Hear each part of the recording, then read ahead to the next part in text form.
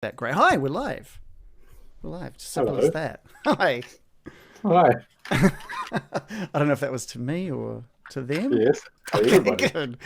Okay. Hello, everybody. We're live. This is session 0 of The Curse of Strahd, which is really cool.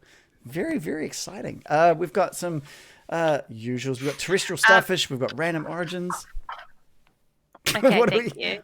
Oh, What do we? I don't know what we're doing. We've got that's the TT session 0. 2KB that is joining us as well. This is the entirety of tonight's stream. This is session 0. This is just going like this. You did it. And Dave's disappeared. I think he's lost. Oh, and Hunster's Imagine if you here as got well. magic glasses like that. It's like, You I could don't know if my design- wrist twists that way anymore. You You could could have done that for a while. 3D print some glasses that look like that. Why has anyone done that? Someone should do Are you that. doing it up the other way? How are you doing it? Like that. Everything's working fine until he Yeah, touches that's something. How are you doing it? That's the same. You can do it another way though, right? Yeah. I mean, you could. Whoa. No, I don't They're know like another way of doing it. secret ways of doing it. No, Yeah. nothing. Saw it on Instagram. All right, David, is your no? There was a shake of the What do head. you follow on Instagram? Hunster's not able to sit and watch because it's late. I guess he's off to sleep. But thank you for stopping off just as we went live. It's cool. It's not. That as- sounded sarcastic. I was about to say it's not as dedicated as he should be, but whatever. No, we'll see you in the VOD, so that's all good. Well, we won't see you. You'll see us, and we won't be replying to anything that you say to your monitor while you're watching it. Stop explaining technology to people. Well, that's just how technology works. When you're watching something that's sorry. So this is a stream, everyone. And what that is actually some kind of internet technology. So Mm-hmm. Dave is. We lost Dave. We lost Dave pretty quickly, actually. He does regularly talk to his monitors during D&D. He died. Intro. Getting dicey.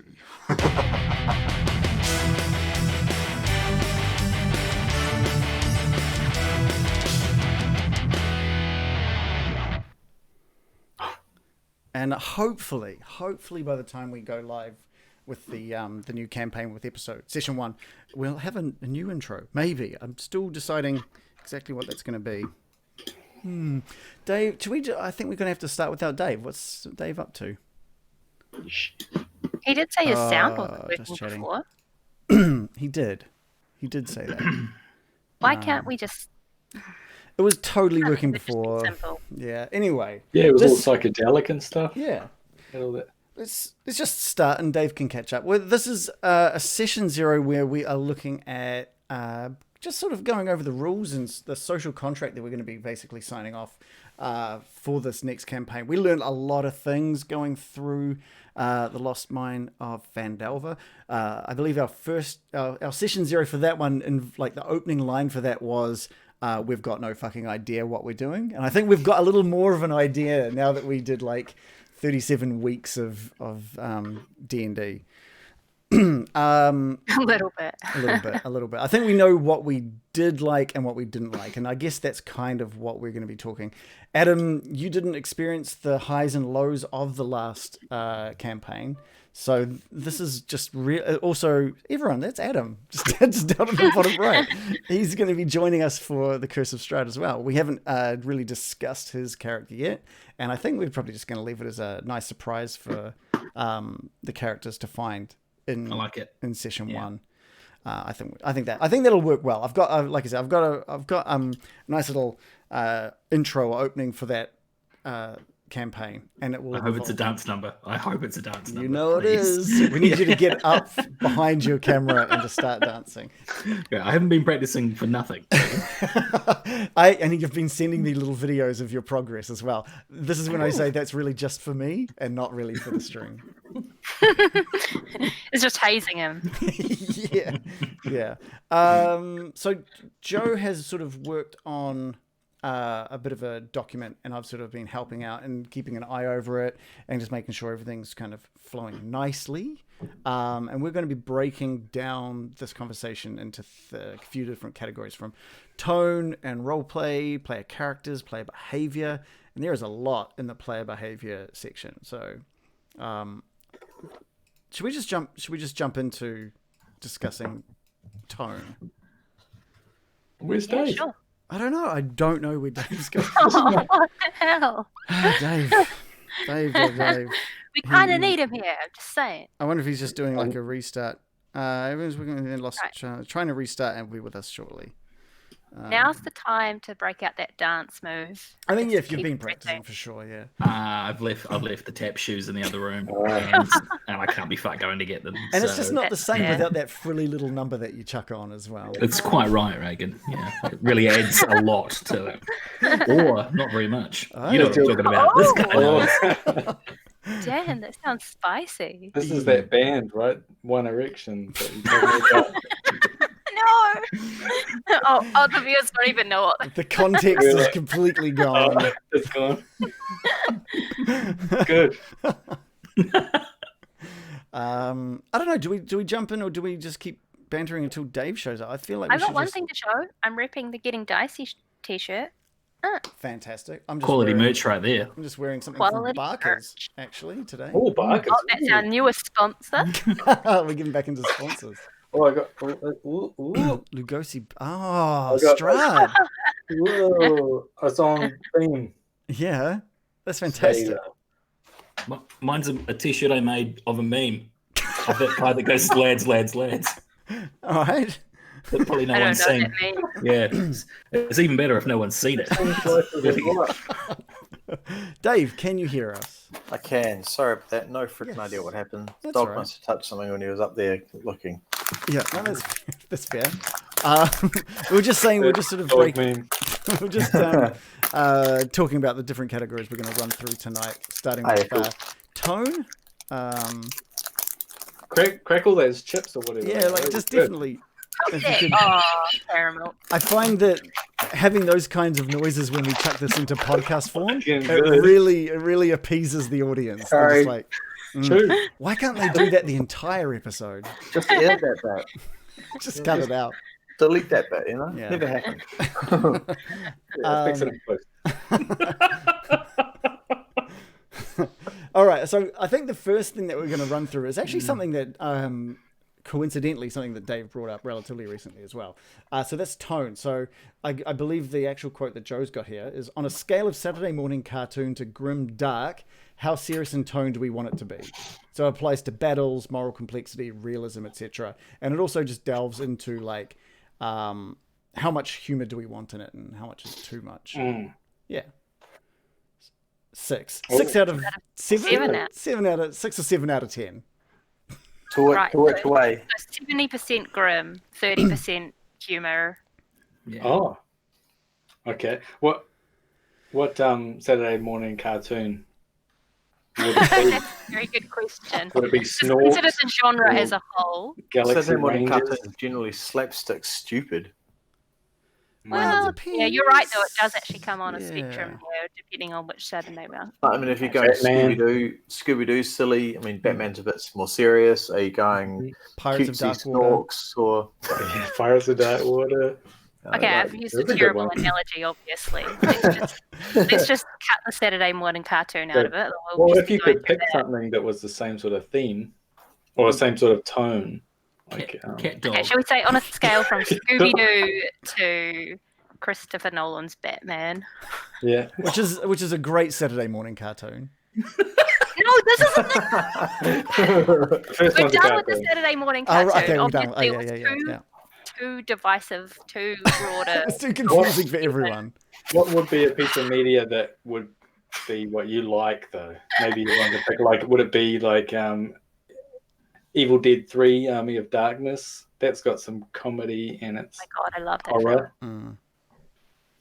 That's way more The bit comedy, with right? the tiny ashes where they're all like No. doing Let's the not go. bit with all the tiny little ash. Let's not go off topic. Yeah. Or Straight would it away. be Evil Dead 2, Yeah. which is more scary? Yeah. Or the remake of Evil Dead, which is meant to be super hyper gore. Oh, I haven't seen that. It's meant to be very good. Not a review. I'm asking Stay like, on what, topic. how much seriousness and how much comedy, I suppose. Yeah. I think it's pretty clear that none of us can keep on topic or be serious for a matter of like more than 5 minutes. So I mean, that's just a given that we're going to have some humor, tomfoolery, regardless of how like we could be in the middle of a in fact, I think we were in the middle of we're all going to die, and we were still joking around. Yeah. If I remember the Scully flame thing. Yeah. We were literally pissing around having a great time, but we were all pretty well aware that we were going to get our asses kicked. So I guess the question then is, does sort of goofing like that during a serious moment, does it kill the immersion for you guys? Or in case of Adam, would it kill the immersion for you? One of the reasons I wanted to start playing a bit more D&D was because I do a lot of stuff that's like funny and having a good time and making a lot of jokes, and I really like the serious side of like the actual tension in it. But I love being able to as a group enjoy a funny moment together every now and then. So for me, it's not about the specifics of when or trying to strike an exact balance. It's more about as long as there is extended gameplay without just look goofing around constantly. Yeah.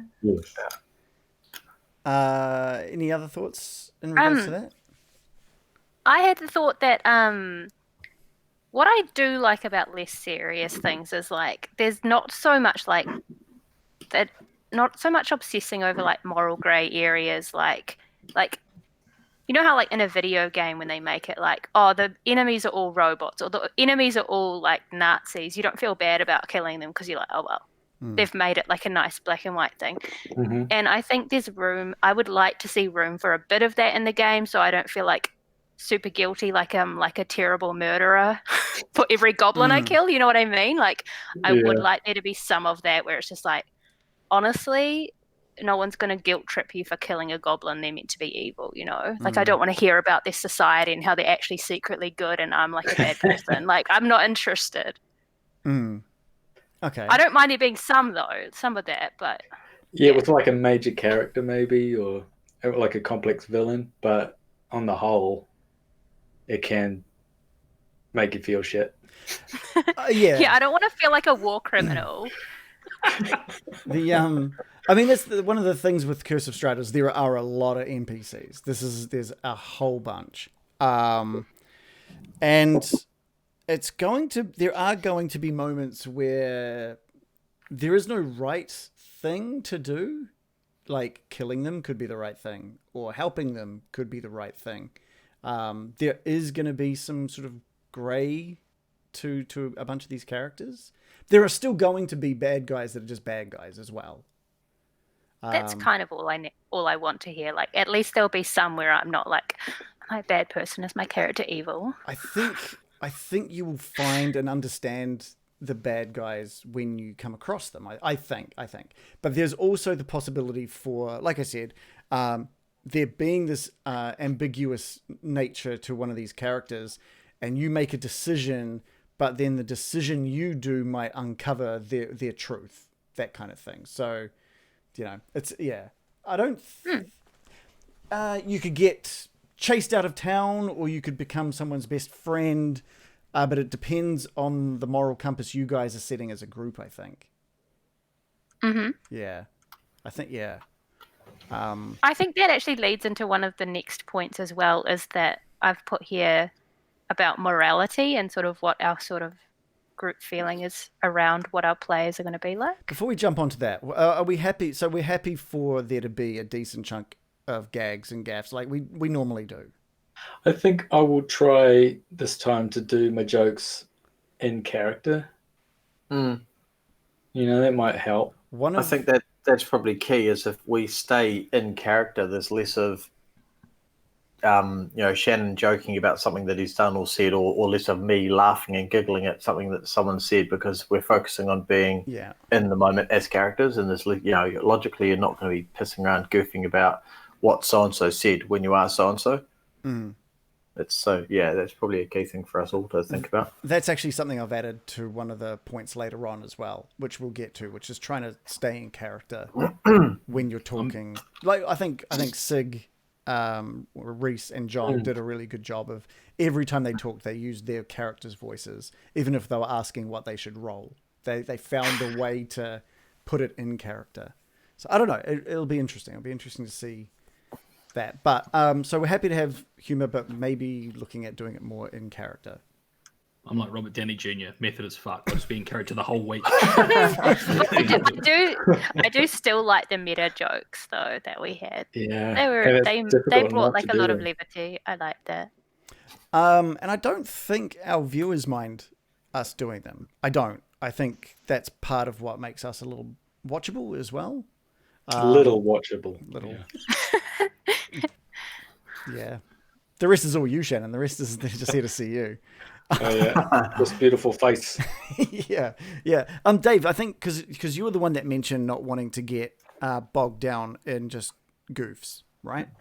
Yeah, I just just with the way we were talking about it in the Discord and the chat, and okay, I know I took this far too seriously and far too sort of what's the word I'm thinking of? Now you know what I'm thinking of. Like, yeah, basically the whole. Yeah, too literally. Yeah, and that's what I do. But I was just like, eek, if that's even running through someone's mind, the last thing I want is something that's, well, from my understanding of Strahd, and I understand very little of it, but it's supposed to be a little bit more darker than the usual campaign. The Scooby-Doo, let's all muck around and play it as a Scooby-Doo. We're not going to play it as a Scooby-Doo. And I get that. I'm just like, wait, if that's kind of in our mind, it could end up being really slapstick and silly, which would probably work and it could be quite funny, but it just like, ugh. Well, TT2KB in the chat was saying that he ran a Scooby-Doo version of this where like Strahd was just Mr. Sheldon, the fruit stand merchant. And just all the scary stuff was purely smoke and mirrors. And I think that's totally, that's if you're sitting down to start a campaign and you're like, we're actually going to be doing this in a different take, I think that's fine. But we're just going to be running straight Curse of Strahd. If we're playing it straight laced and serious and we're all kind of taking it like seriously to a point. Like, I mean, like I say, nothing we do seriously is ever as serious as it probably should be. But if we're taking it seriously, like we're all driven to reach the same end goal, whatever that may well be, then yeah, that's kind of how I want to see it. Yeah, I mean, there's even a bit in the intro to the book that says, humor. You need to have some humor in this because it's dark.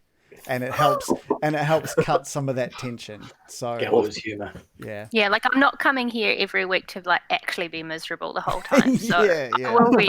I will be relying on some humor. All right, cool. So we'll do a big tick to humor, I think. Because it gets most serious when I'm about to die. For me.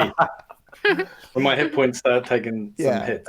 I don't want to sit here every week just to dry. Like, I don't know, it's just not what I'm into. I need to have some laughs as well.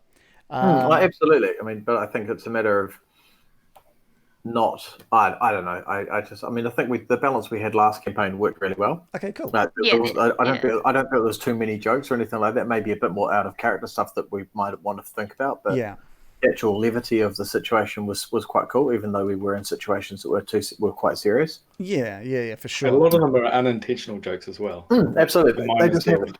That went forever. That was amazing. Made for children by children. For children. Yeah. I actually listened to that the other day. That bite as well. It's just too good.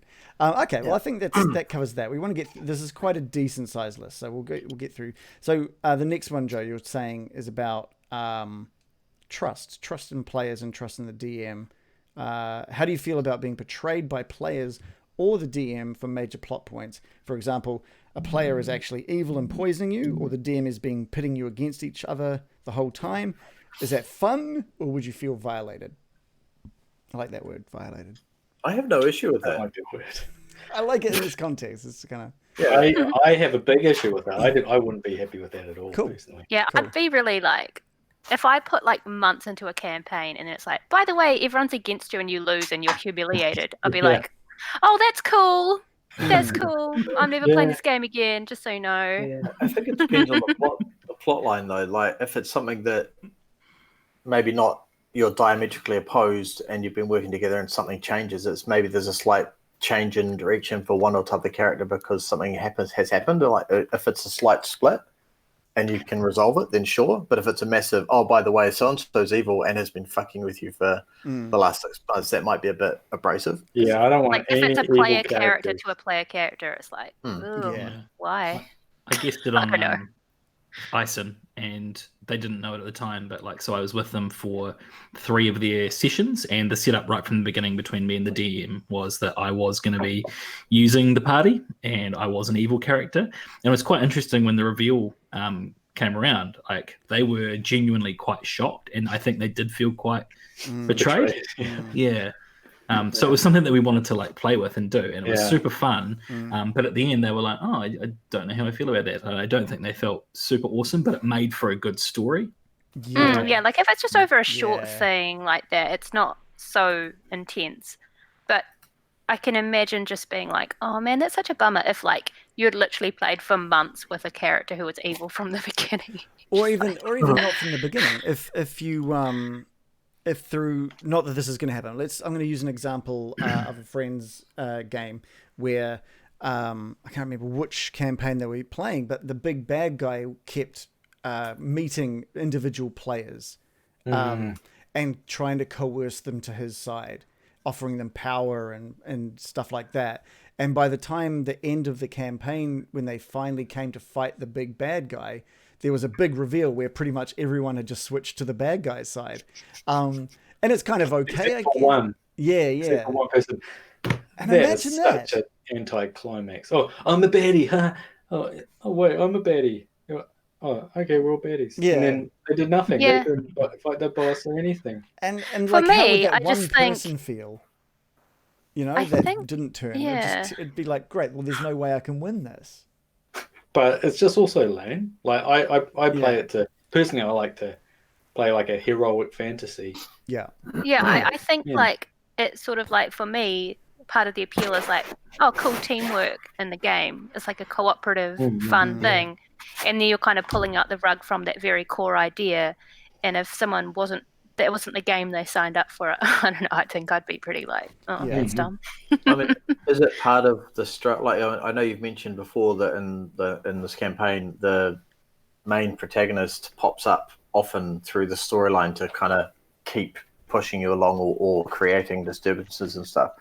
Is that something that you would anticipate might occur throughout the campaign? Look, I don't really want to give anything away. No, fair enough. I guess all I'll say is the difference between what happened in this Friends game in comparison to what I want to do here is that all of this stuff was hidden from other players so as not to allow any sort of metagaming. Whereas if something like this occurred, I wouldn't want to break the storytelling that we have, which enables our viewers to be able to just listen from start to finish and get the whole picture. It would be if for any reason, and I don't even know if it's going to happen at this point, if for any reason Strahd showed up and just started talking to Baron Byram in private off to the side, all of you would hear it. And See, that and could then be we can, cool. And That then could we be can have actually a cool. Yeah, and it also enables us to have a discussion as players, not as our characters, as to the dynamic that we're creating and whether we're happy to move forward with that dynamic, and is it going to be a problem? Can we play it without metagaming? All of that kind of stuff. But I think in general, as a party, if we have an agreement, like in character agreement, there were, when we start the quest and blah blah blah, we're all going to focus on doing this one thing. Then we trust that no one is going to split from the party line and from the party, regardless. So we're all in this together. Yay, happy sort of let's go off and vanquish the bad guy and save whoever. That logically, if you've set that baseline as a group, you're not going to split from it no matter what's offered. I don't know. That's an if you just have an underlying thing. But I also don't want to I wouldn't mind. Oh, carry on. I also don't want to shut down character wants and personal goals. Yeah, that's what I was about to say. I wouldn't mind if one of the players was tempted, and that they wanted to play that out, and that could be quite fun. But as long as everyone else is kind of in on it, then that doesn't make it this weird deceptive thing that no one knows about. Yeah. And I think that's fine. I think that's as kind of proper players, you should be able to know all this information, but then role play your character that doesn't know the information. Yeah. And and hiding it all just means you're not actually playing the game, really. Yeah. Because we do know we're going to fight a big vampire and stuff. My character might even know what a vampire is. So if I play it like metagaming it, it just means I'm shit at it. Yeah. Yeah. Yeah, The like moment- it's cool if your character gets betrayed and is surprised, even if you knew all along that it was going to happen. The moment your characters show up in this town and are all like, "Yeah, we're here to kill Strahd," but I haven't even mentioned Strahd, then we've got a problem. Yeah. But I mean, like, I guess the way we play it is as a group, we're obviously in town. We meet, we get given a quest somehow. We'll stumble across something. Yeah.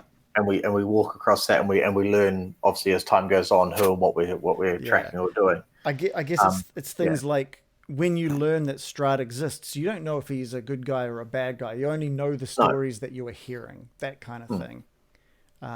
So Yeah. to put a cap on that, could we all just say, well, let's agree to not have any like weird little betrayals happening out of game and out of gameplay secretly on the side, but except if like something did have that happen, it would be in game and everyone would kind of be in on it and able to role play around that. Sweet. So all betrayals will be happening on Monday at 7. You will see everybody's You'll see stories. everything. You'll see All right, Reagan, we're good to go with Project Double Cross. Good. Nice. You forgot the signal. But yes. Damn it. We'll be handing envelopes to each other through the screen. So the other thing that I wanted to kind of mention, which goes with that, with the whole being open and honest and showing you guys what other private conversations might be, just in the for storytelling purposes, I'm going to be incorporating like almost like cutscenes, like video game cutscenes. You'll be seeing as players things that are happening where your characters aren't, just to help give you a wider view of how you might be affecting the world that you're in, but also to help grow the story of this place that you're in. And again, is that a Reagan special or is that in the book? Reagan special. This is something that I'm going to be adding to it. And I think it's as long as everyone can not metagame, then I think that that's then the I think tricky it will thing. go well. Remembering what I know and what my character knows. Yes, which So is it okay to pull each other up on that sort of stuff, saying like, "Oh, but would your character know about that?" That's totally. Please. Yeah, that would be good, Yeah. actually, if you notice. Dave, and I don't want to use you as an example, but it was one really good. It was a really good example of that. Was where Dave knew that if his character went running in and attacked a spider, that it was going to stop the spell that the spider was under. And so for the first time in Loris's life, he ran into the room and then ducked into a corner, not attacking. And it's like, Dave, that's not what Loris would do. That's just not what Loris would do. And so, and that was a fear of metagaming, I think. Yeah. Not wanting to metagame. Yeah.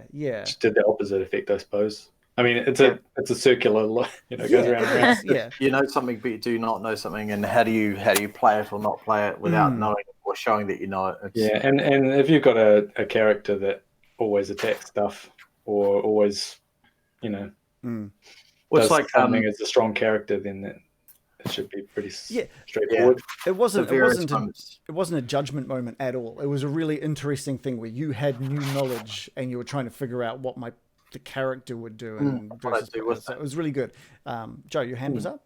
I was just going to say, just everyone feel free to pull me up on that if I do anything like that at any point. I'm fine with anyone just putting their hand up and being like, but would you do that? Yeah. Or would you know that? Yeah, perfect. I think this is so the third point is about the same. It's just about that morality, yeah? Let's have a look. What are we agreeing on in terms of the type of adventurers we want to be? Acknowledge that a party whose aims are at odds all the time is not fun. So I think that was just going on. We don't want any evil players, right? Is that what you were going on for that, Joe? That's what I would want. I would want to be at least having the expectation that you're not going to have someone constantly like just sabotaging the storyline happening. Yeah, I think you've kind of got it best here where you said player versus player is pretty indulgent and boring. And I think that's pretty accurate, especially when you've got a really interesting story that's laid out in front of you for you to go and explore and have fun in. Yeah, we've been given a big adventure to go and do. And I personally, I don't like PvP in D&D. I think it's just, maybe it's just awkward. For me, it's really awkward. I don't like it. Yeah, I think there could be moments, and Random Origins just said as well, unless the story or DM forces it.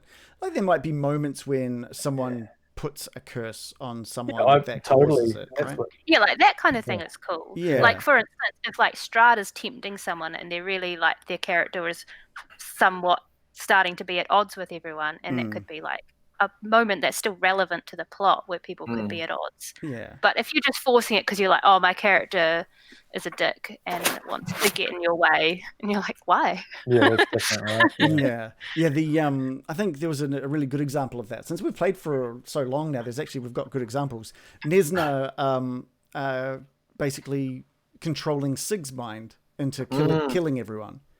Yeah, And, like you we know, wouldn't have been mad if he attacked us. No.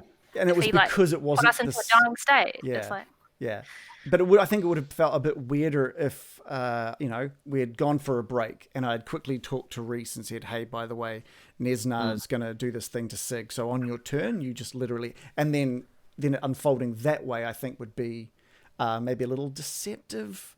Yeah, I think that the pre-planning of those kind of things, or if you plan it behind the group's back, it feels like you're trying to sneak something in. But if you're doing it and it happens, it happens to the character, and they're like, "Oh shit, this has happened," and then they've got to play it. It is a shared story, isn't it? Yeah, It's well, a that's the whole shared point. story. It's a shared story, shared experience. Yeah, and I was also bringing that back to that whole thing of like doing stuff behind the back. Like that's actually quite crap for the viewer as well. Like, yeah. I hate when shows do that. Yeah, there's like, it's not. Oh, sorry. Yeah, Adam. Does some of the morality come from your character's alignment? And you wouldn't create a character who was chaotic evil that was playing with a party where everyone was, had a shared kind of alignment, or at least alignments that were congruent enough to be a party. Yeah. I've got an issue with alignments in general. I think most people don't really know how to play evil. People think evil is like, I'm going to kill everything and I hate everybody. When in reality, like, evil people still have a group of people they care for in some sort of way. They still want to make sure that they maintain some sort of bonds to be able to get the things that they need. And I don't think smart evil people do great teamwork when it's in their own interests. Evil in D&D is about self-interest and self-achievement and achieving one goal that may not be the same as what good people want, but it's I want world domination, but I still need a group of minions to get me there. That's right. TT2KB says you don't brush your teeth evil. And I think that that's perfect. I do. Yeah, what about Strahd? He might. He's very careful. Yeah. Like, that really adds the evil in. He's got his towel wrapped around his waist and he's like whistling as he walks over to his cabinet. He's just brushing with a big smile on his face. Yeah. Hard to whistle with things. I guess. I think that covers that one as well, I think. No PvP, unless it's... I think, the whole thing is people will say, well, that's what my character would do. But they're the one that created the character. And if you're going to create a character that would do something like that, don't. Change your Make character. a different character that people actually want to play with. I also think there needs to be some flexibility. The character that you've created, this is I've kind of touched on this with you before, Shannon. I really like how light you were with your backstory, because it enables you to be able to not like stick to a specific thing where you're like, well, I wrote this thing about my character, and so it has to be this way. It's kind of like you've got these really good little plot points about the backstory of your character, and if you realize how you're playing or what your character is doing is kind of annoying people or is not going against things, then you can quickly just readjust your backstory. They asked you to get a bonds, an ideal, and something and flaw. else. And that's, as long as you don't make them like, you're the world's toughest guy that's killed hundreds of thousands of people or something. Oh, he's going to change his character now. Here's my pen. You're already level 10, baby. I don't know. Yeah. Out of the level 1. Yeah. From schmuck.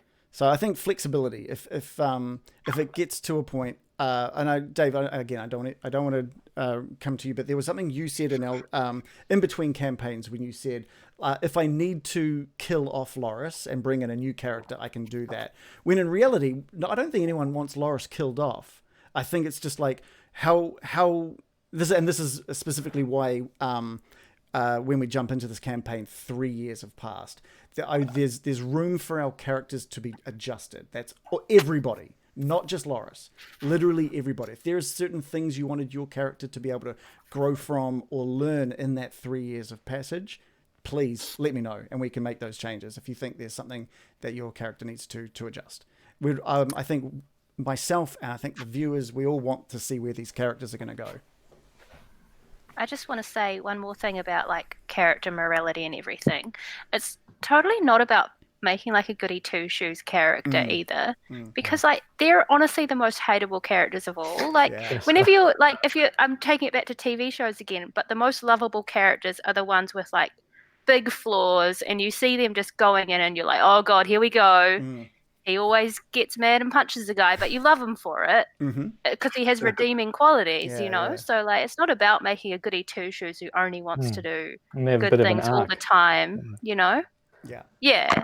And, like, you know that maybe their rough edges will be sanded off a little bit as they grow as a character, but they'll always have that, like, kind of quirk of, like, you know, problems that they have.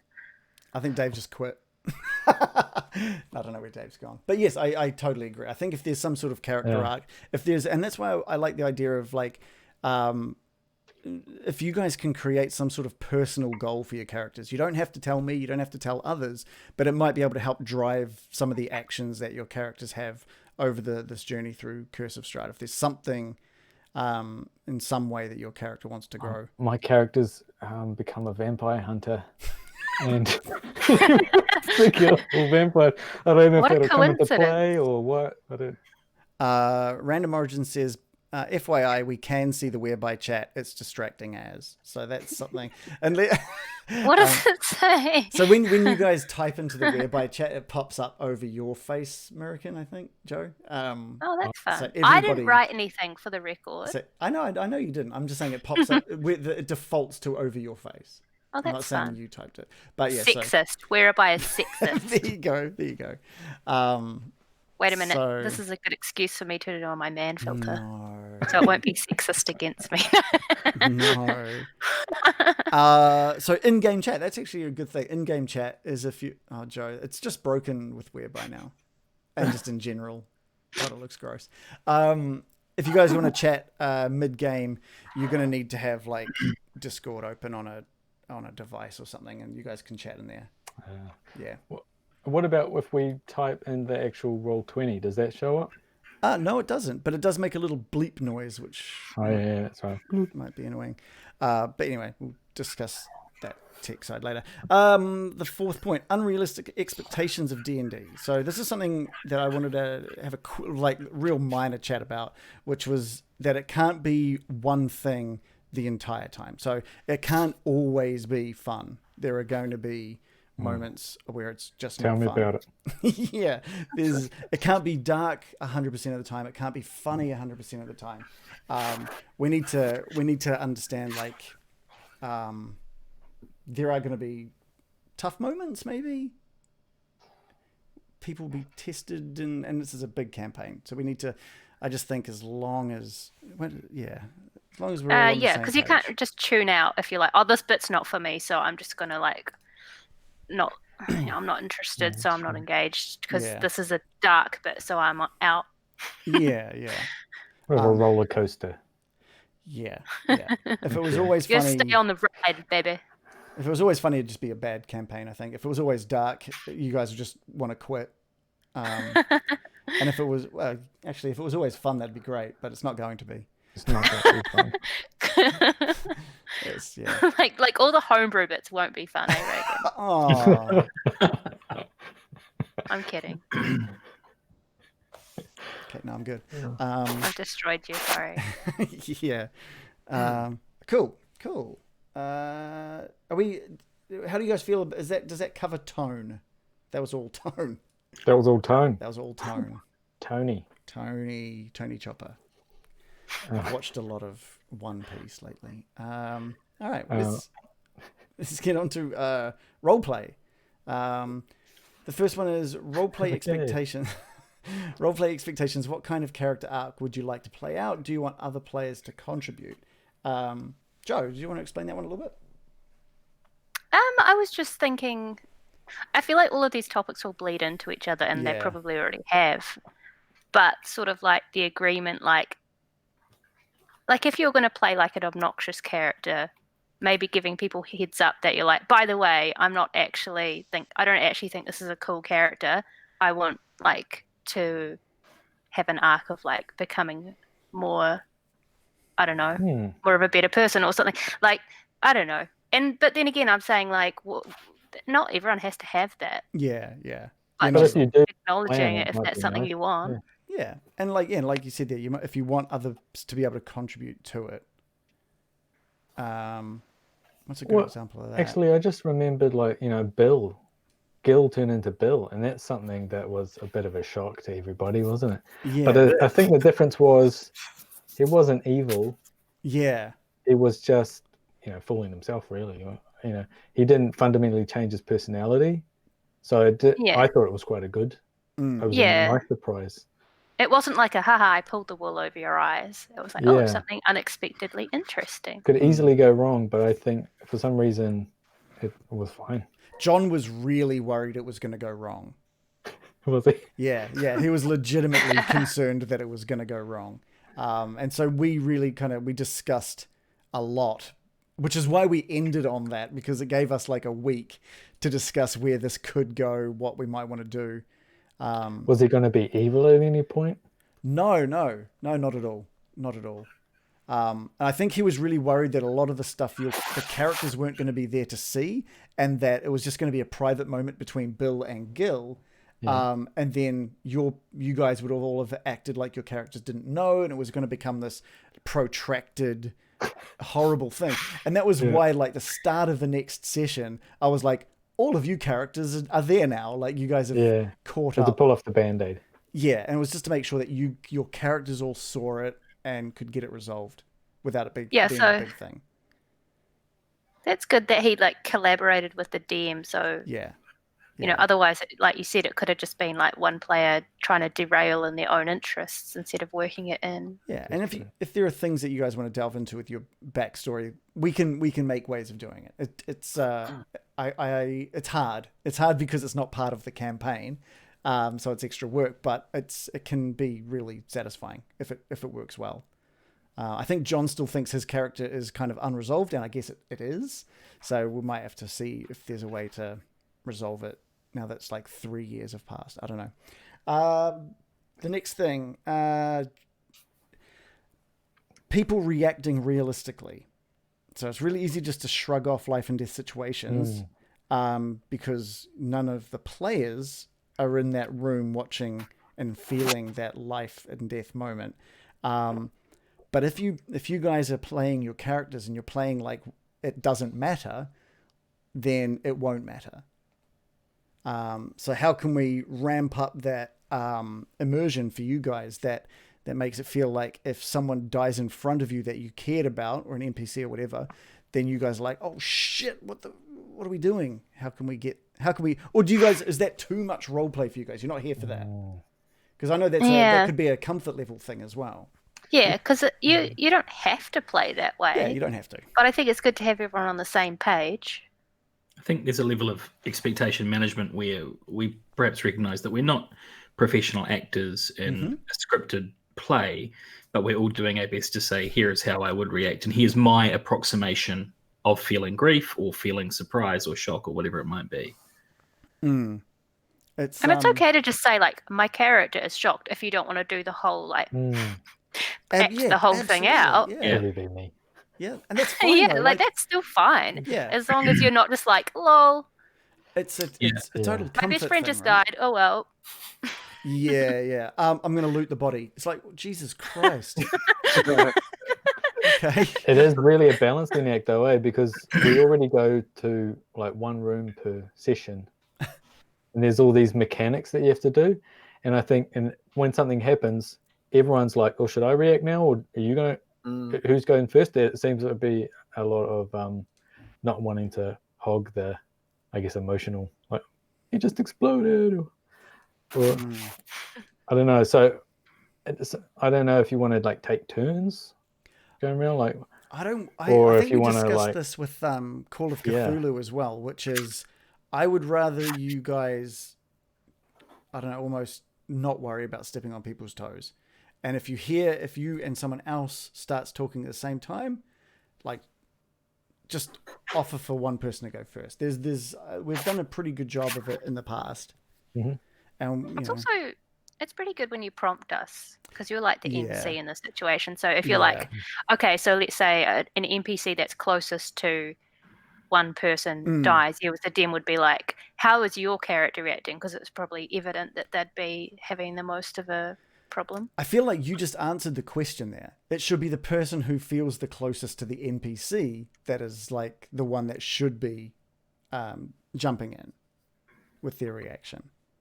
I really liked reading in Cthulhu how you would take the time to perhaps go through the party and say, well, how do you feel about that? That's something I haven't really seen a huge amount of in D&D. And I really liked it because that made, I think, me less anxious to think, oh, well, I better say it now while I've got the chance. Like, I knew that there was going to be space created. Yeah, like, that's good. Powerful mechanic. I can totally do that. That's totally fine.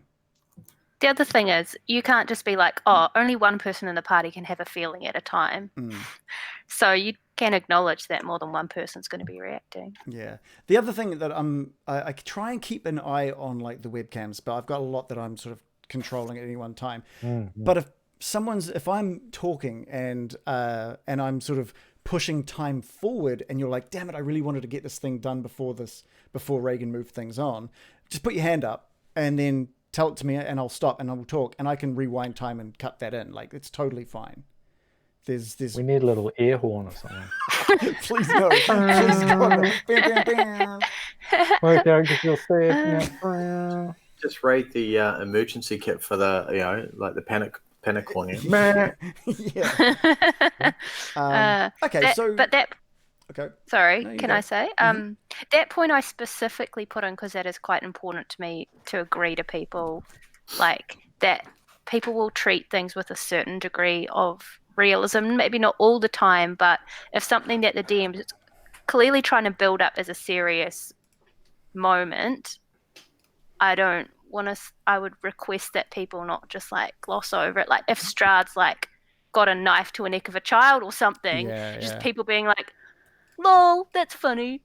My character, oh, how big is that rock over there? Like, like, just dumb stuff like that. It actually does kill the moment for me. So that is my humble request as a player, that we could at least try to be treating it with some gravity. Yeah, I don't think it's hard to identify that there's a tense moment. I think there's a level of respect for the story. Yeah, like, you're working hard on building a tone and a mood, and if everyone just dismisses it because they're not, like, they're trying to be too cool for it. I don't know. Cool. I think, Shannon, what you were saying about, like, maybe it's more in your style just to say, my character is freaking out instead of actually voice acting it. That's totally fine. And that brings us into the next thing. Are you putting on a voice? And do you want to be held to that voice? And beware that even if you feel awkward putting on that voice, everyone else is loving it. Like, be careful which voice you pick. I guess if you're going to be held to that voice, how long is this campaign?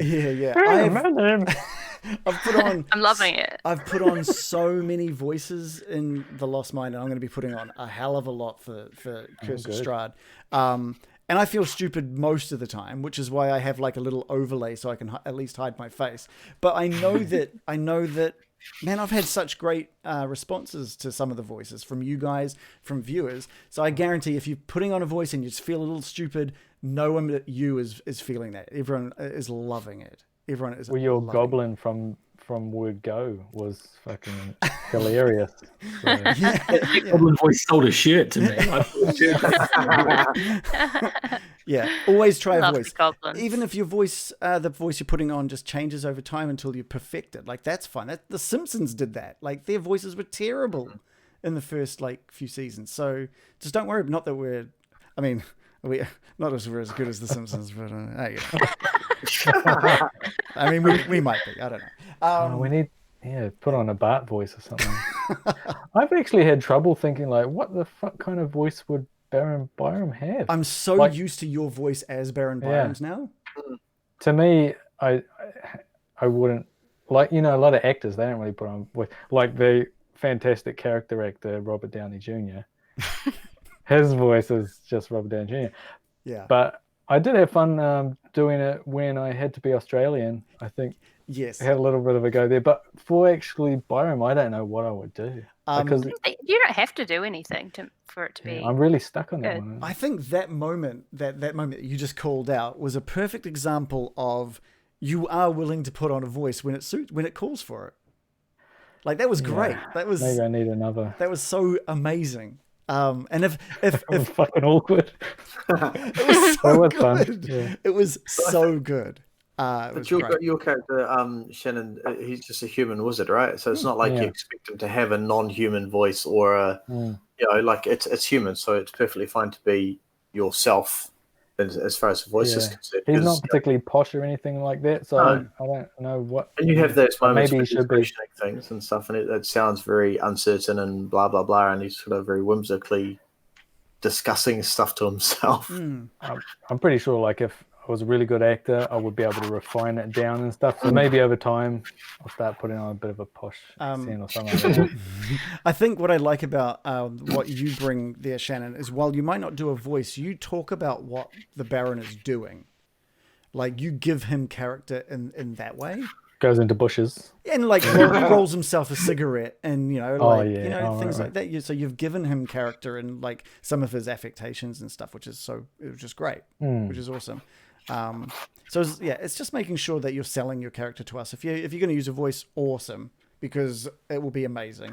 If you're just describing like something that your character is doing while they talk, that's also fantastic. It just helps. Bit of role playing. A little bit of role playing. It's your responsibility to find things for characters to bond over, like unlikely bonds. So acknowledge that you actually need to become someone the rest of the party would be able to stand being around. I've got. I wanted to go back to the other point first. Oh, Rewind. I feel like Dave didn't have a say, nor did our newbie here. I want to know what they think and whether they have a voice that they want to be held to or not. Dave struggles to keep Loris's voice the same every freaking minute. It changes so often. Like I spent the last campaign, I wanted him to sound like oh my god, I'm going to forget his name, like Drax. Yeah, that's right. I had a Drax character in mind, like that real simplistic kind of, but I couldn't get the tone right. I couldn't get the voice right, and it's just like if I tried to hold my voice deeper, it just croaks. Like I'm going to sound like a frog. You don't want a voice that gives you a sore throat every time. Well, exactly. I'm sure Regan has that experience all the time when he's doing his multiple voices and stuff. But then I go, he's a DM. He's allowed to. It's his job. Whatever. But yeah, and I found it really difficult in Call of Cthulhu as well, just to hold that voice, because I find myself thinking about what I'm doing and then trying to talk about it for me is particularly difficult. And it is hard. Me. Yeah, and it really frustrates me because I know I should be able to do it and I want to be able to do it, but it's just like, you did I can't hardly do it. My voice is kind of just my voice, honestly. Every time you did it, Dave, I loved it. Like, if you can keep it up, keep it up. Seriously. And I think half of it is like, if week by week, I can't remember what the voice was. So I've literally every week I've got to try and recreate it. Yeah, Reagan, do you have any tips on how to secure that voice? So what I do for every single one of my characters is I have like a phrase or a word that I just need to say, and then that gives me the accent or the voice. So for the goblins, it was like you think you, like when I first started making those characters, that's all they fucking said every single time they talked. I just threw that out, and that was just to help me get that voice. With the red brands, it was just all right, mate. Like that was it. That was the word. All right, mate. And that gave me the voice as soon as I wanted them to say anything else. So if you can think of a phrase or a word that you are just like, I nailed that one word. That's how I want that word to sound. That's a really good starting point, I think. You'll forgive me if I end up starting every sentence with the same 2 words then. Dude, do that. Do that. That could be kind of 2 fun. or 3 sessions. Like just let that happen. Especially for a barbarian as well. You just be like, it's kind of just his thing. To your Someone was just Sorry, so I was just in the chat, TT2KB was saying, tip voices, find one line, use it to get it back. So he was typing that as I was saying that. So Oh, wow. that's There you perfect. go. Nice. Yeah. Sorry, Adam. To your point earlier, Reagan, when I was doing Burberry, I don't know if anyone noticed, but from our first session to the second, the voice was very different. I had this voice that I had in mind. I really wanted to do it, and I found it a real struggle to adhere to that. And so then it just sort of evolved naturally into more of an Americanized accent. And I was like, oh, this is like heaps easier to hold. So I just let it evolve, and just like, I don't think it's not a deal breaker if like Exactly. your voice or your accent kind of takes a while to form into something that you're comfortable doing for long periods of time as well. And like, I'll be doing a voice for this campaign for my character. I made a decision that the voice I wanted was going to be really hard on my vocal cords. So I thought, well, it's got to be sustainable as well. Like, it's going to be something you're comfortable talking in. So it's not going to perhaps be the coolest voice ever, but it should be enough to demarcate that as a character. Yeah. And you can do it for a while. Yeah, perfect. So we're going to get a voice out of Adam. That's fantastic. David, are we going to hold you to it? So when we say hold you to it, it means if we hear you talking out of character, we can go, who's talking? Who's saying that? What? They do that on Adventure Zone. Peer pressure works incredibly well on me, as it has with the buying shit and buying costumes and all that sort of stuff, which I sort of can't be bothered, and then I end up painting chainmail for the hell of it. Yeah, So honestly, yeah, Dave, sure. So I will find a new voice for Loris. He's aged now, so he's It's only 3. So It's not too much. It could be fun. I think. And you could also say at any point, actually, I take it back. Don't hold me to it. I'm done. Yeah. And we'd just be like, that's fine. Yeah. You're not going to get paid any less if you can't do the voice well. Well, I'm getting paid for this. It's not going to sabotage our future acting careers. When's my check coming? What do we got next? So the next one was being someone the rest of the party wants to be around. Now that it sounds pointed, but this goes for everybody. If you have chosen a backstory or a type of character that can't get along with people, and that's what you're sticking to, or you've decided to run your character in a way that is opposite to what the shared goals of the party are, then why is your character there? And that's what we're trying to find out. Why is everyone traveling together if they don't want to be with each other? So yeah, there's an abusive relationship. yeah. Was it? I don't know if anyone here has listened to Four Orbs, but I quite like the dynamic in Four Orbs, how there's a couple of characters that have like a little bit of a prickly relationship, but that's it. It's not kind of one person versus everyone. There's like a point of tension, which I think makes for good storytelling and good character development, but it's not kind of an all-consuming, you don't matter to me. It's like a prickliness or a tension rather than... Yeah, those moments are fun. Yeah. As long as the two players are bought in on that dynamic, then and it's not one person throwing out jibes and the other player's like, fuck, he just keeps throwing them out at me. Yeah, like, does he actually hate me? Yeah, and I don't want that. Little people. And like there was a point in our first campaign, Storm King's Thunder, where I was like playing Finn, and I was honestly at a point as a player when I'm like, Finn wouldn't stay around. Finn would just leave. And I had to like meta game to give Finn a reason to hang around, and that's just not enjoyable for anyone. Thankfully, it evolved into something better. But if there's a moment like that where you're sitting there going, my character would not be here, then we need to like really figure out what's happened for you to feel that way. Because I don't think any of us want another player to feel that way. Is that fair to say? Yeah, absolutely. Yeah. Cool. Yeah, definitely. Okay, so we're going to focus on making sure that our characters have show a reason that they are there and that they want to be with the people they're with. That also ties in with when the DM throws out some sort of plot hook, and that's the adventure that they have made for the week. I think you have to, that's the good part of metagaming, where you go, oh, my character is going to grab that hook for this reason, instead of, oh, my character's a loner and he doesn't give a shit about you, Yeah. So you can go through a few steps like that, as long as you know that you're going to get to that adventure Otherwise, you're wasting time. Yeah, you could have created a character and written this big backstory about how your character just hates tavern owners. And then at the start of the campaign, a tavern owner comes along and I've got a juicy morsel for you. And you're just like, fuck off, tavern owner. Yeah. Then I throw a chair at him. Yeah. Then you're like, The DM's just like, huh? yeah.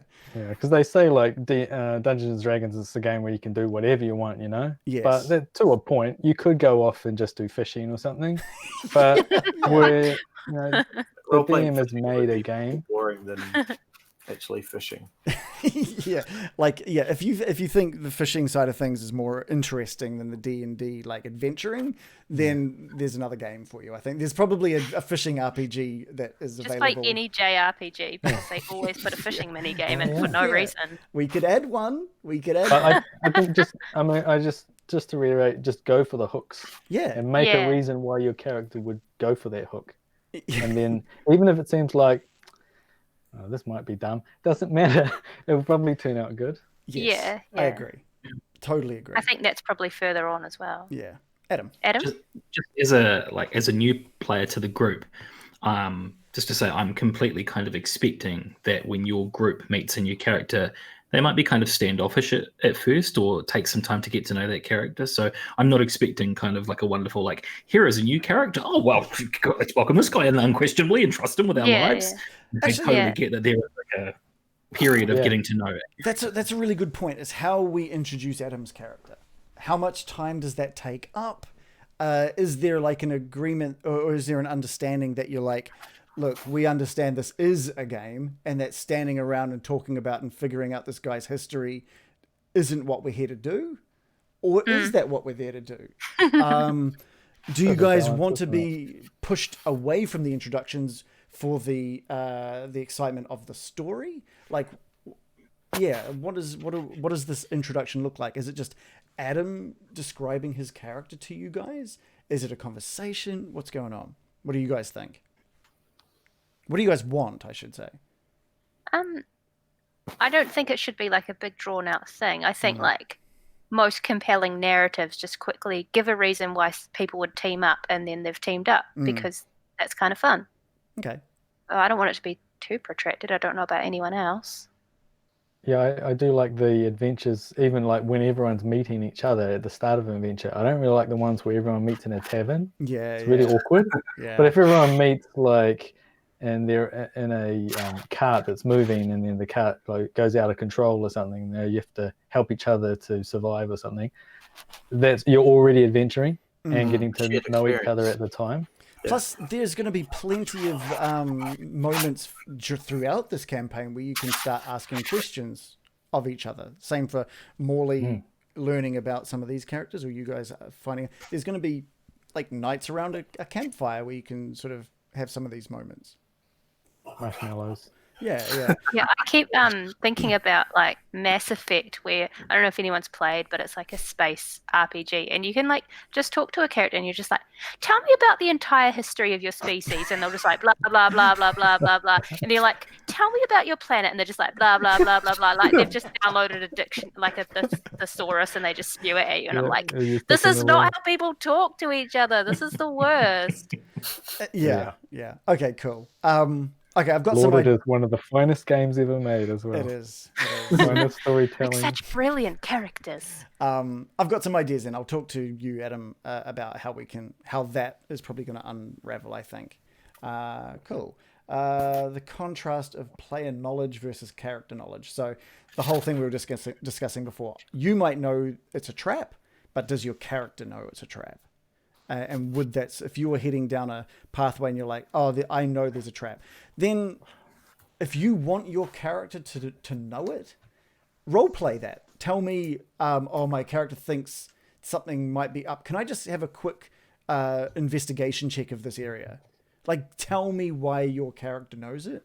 Why they would be suspicious. Why they might be suspicious. Yeah, and if there's no reason they would be, then like just let them fall into the trap, honestly, because that's kind of fun. Yeah.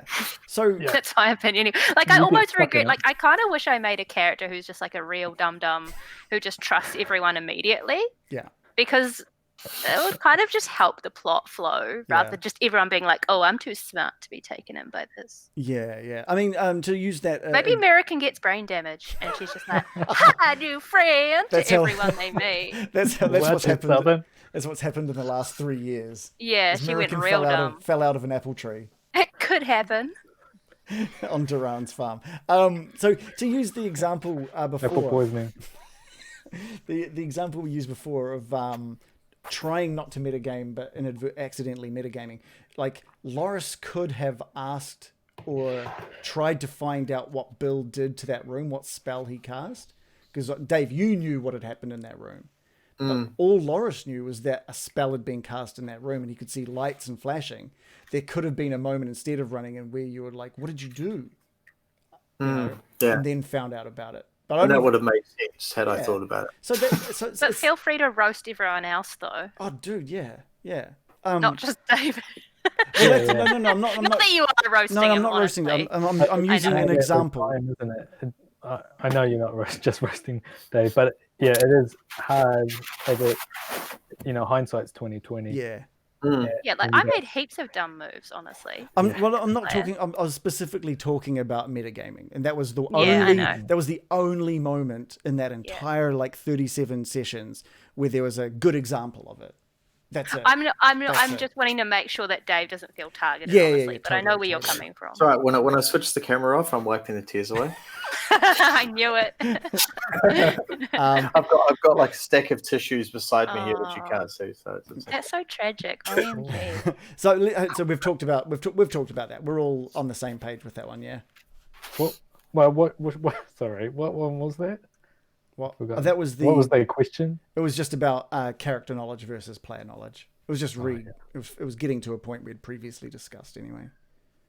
But I think I am going to use like what I learned from last time, which is like being suspicious of everyone just kind of slows the game down. So I'm going to probably try and like transition my character to being like a lot more trusting, taking more things at face value, just because I don't want to be like always slowing things down by like mistrusting everyone. Okay, so here's a really good way around mistrusting everybody. Ask for insight rolls. Yeah, but they can become dangerous as well. Yeah. People can, if one person does one, there's a meta game where another person does one. So then you have to do it sensibly. Yeah, as long as it's sensible and you're not. Yeah, insight rolls are good, I guess. If it was a thing where like American wanted to do an insight roll and she rolled badly, and then you're like, Baron wants to do an insight roll, and then you roll badly, and then Dave's like, Loris wants to as well. I was just like, no.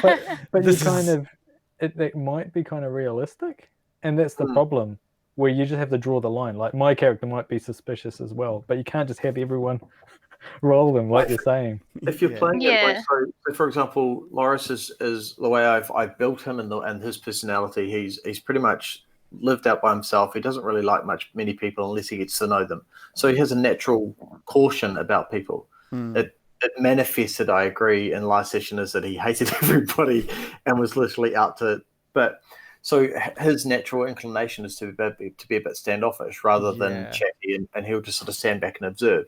So he's not likely to sort of go, I want to make an insight roll. Whereas, say, maybe American is more inquisitive, more friendly, more wanting to know about people, is more curious, is going to make an insight roll, that sort of thing. So Loris might be more quick to judge, whereas American might be open to like seeing what someone is like, and then it might be that Loris trusts American's judgment, like that kind of thing. Yeah. Yeah, like I'm not saying that everyone in the party should always trust automatically, but what I was just saying is I don't think it's a smart decision for everyone in the party to be standoffish all the time. That's all I mean. Pericles in the chat says if multiple people want to check, you just make the highest stat, a person with the highest stat, roll it, and give them advantage, and it's just like for the group. Okay, that's a good way. That's a good way of doing it. Yeah. Yes. I haven't forgotten what I was going to say. I think one time when it happened was when I ended up having tea with that necromancer. Yes. Because I was trying to be a trustful person towards people that deal with undead, Mm. right? But that also comes up against a problem of, I don't know, do you trust everybody, or what was their original problem? We're making friends with all the enemies and stuff. Mm. So they sort of butt up against each other. Mm-hmm. Do you think that the way that necromancer thing went, do you think it went well, or do you think it went poorly? Well, I enjoyed it, and the only reason I did it was because he was like so jovial with his whistling and stuff. If he'd have been a bit of a dick, I would have been suspicious. But he was like, "Oh, come on, g'day, mate," and So I think that particular event, like from Sig's and my perspective, there was a bunch of dead people wandering around. Like clearly that was affronting to our characters, and we were a bit suspicious of him. And yet, Baron was just like, "Oh, let's have a cup of tea with the guy, and let's talk about that, tea thing." Yeah. And I found that really hard to deal with because it's like, hold on a second, we know this guy is raising dead people. You didn't know that. You knew. Where the hell, we know there's these dead people, these zombies around. We know there's people going missing. This looks pretty bad. Yeah. And yet, Yeah. and so I found it really tough to deal with. I can't argue against it he was because such a nice guy. because it was intentionally grey. I think the problem is as a player, you guys know that like zombies equal bad for the most part. Well, I think even undead is not necessarily seen as good unless you're a necromancer. But someone you I think trust. that was the challenge. Like, we actually had a friendly necromancer in our party, so we couldn't just be like, all necromancers are evil, video game logic, and just like, we have clearance to kill them, which was like a complex area, which kind of goes back to this Saturday morning cartoon versus moral quandaries thing. Like, we hadn't established what that was. Yeah. Yeah. But that's literally the basis of Baron's character, is to want fear or undead rights. Yeah. So we can't just like roll up to any undead. necromancer and say he deserves to die because he's a necromancer. We literally have a friend right next to us that's a necromancer. Exactly. Which proves that necromancers can be good because you're traveling with one. But I understand that's why that's why I bring it up, because that's a tricky one where they're presented as being friendly, but also quite, possibly or most likely evil.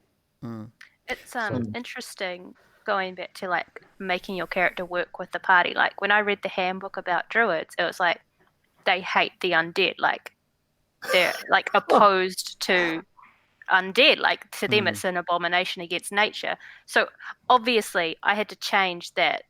That was not how my character felt just because they were a druid. Otherwise, I'd just be like, oh, my character automatically hates everything this guy in the party ever does. Like, that's no fun. Big started like that too. And he had to change his character to hating goblins because it was originally hating undead. Yeah. So we just talked about it beforehand. Yeah. It would be awkward.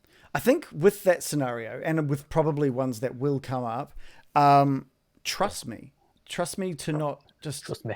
like, if you had gone all in trusting Heyman, then if there were any signs of him being bad, I would have just gotten rid of them, because I would have been like, oh, you guys are bought in on this guy, I'm going to make him fun now. Yeah, it's all about making what was going to happen. Actually, it's about making the but then situation don't fun. do that. Like I expect in this current story that we're going to do, there will be NPC players that pop up that appear to be there to help us. Yeah. But they're going to lead us astray. It's a bigger campaign. There's a bigger story to it. So it wouldn't surprise me that there's NPCs that we meet that are there to distract us or lead us off the main path, or to kind of misguide us. I don't know how that that sits in the back of my mind, that is a real life situation that in a D&D campaign could well occur. Not that every NPC is going to be like that, but it could well happen in a bigger campaign. Judge them when you have reason to. That's all I can say. Joe. I want to say you have my permission as a DM to betray me as a character, because that's an interesting plot point. But that's what I'm saying. But you also have that I promise that I won't automatically just decide everyone's evil if you do that once, because I know that happens a lot with players. You have to pledge hand on heart. My interest lies in making something interesting. That's it. I just want it to be interesting, right? I made sure that because of the dynamic that went into that necromancer, that you found something that incriminated him, because there was so much toing and froing. If you guys had gone all in, I would have embraced that and made him We found that interesting. after we'd killed him, though. That's exact. But I was trying to just like, I was trying to make it so you guys didn't continue having that argument of is he or isn't he. It was like I needed something to prove he was either good or bad at that point.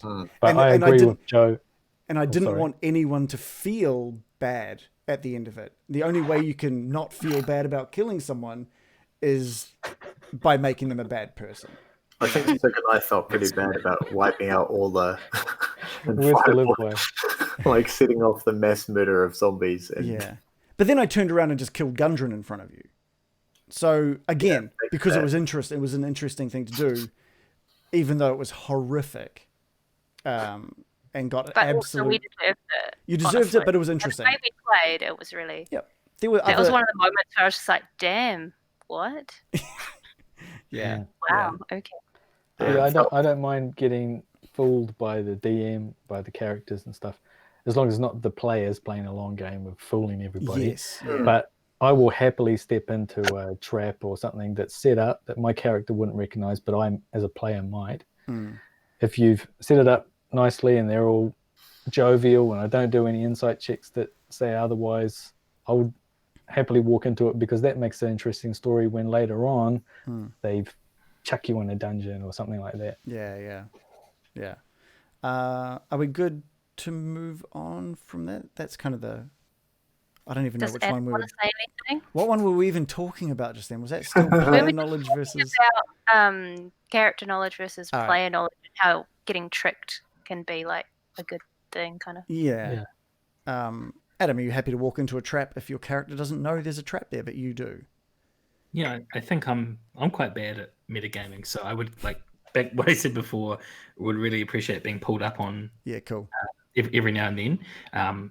Also, one thing I've noticed about your group in general, just from observing you guys and being in your Discord and playing in the text adventure, is I feel like this is like quite a strong theme. Is like, how much should we trust NPCs? I've seen that come through pretty hard, and I don't know whether it was because I wasn't in the last campaign or what. It stems from probably from a couple of situations where I'll put my hand on it, a lot of it was probably me, that I literally did not trust anybody. It wasn't just I think early on we didn't trust anybody, and we were like really, really like, everyone's a bad guy, everyone's out to get us. Yeah. And it kind of slows things down because we're always very cautious and always very standoffish, and it doesn't help the story move along. It's way more interesting to be like, a new friend, and like just trying to embrace everything that comes your way, than it is to go, let's just slowly figure out this one guy. All right, now let's slowly figure out this other guy. And it's interesting to me, because I think my own human nature is more geared, not exclusively, but more geared towards slowly kind of feeling people out rather than a completely mistrustful individual. Yeah.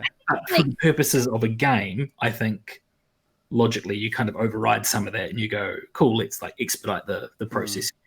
Because you haven't got 100 years, you've got 5 minutes. Yeah. And I think it's fine for some characters in the party to be like, I don't trust this person, but they're not like getting in everyone's way about it. But that's fine. Like, it's a good mix. Yeah. If you guys, the same as TT2KB just said, if you scrutinize every NPC in this coming thing, you will get nothing done. There's way too many NPCs.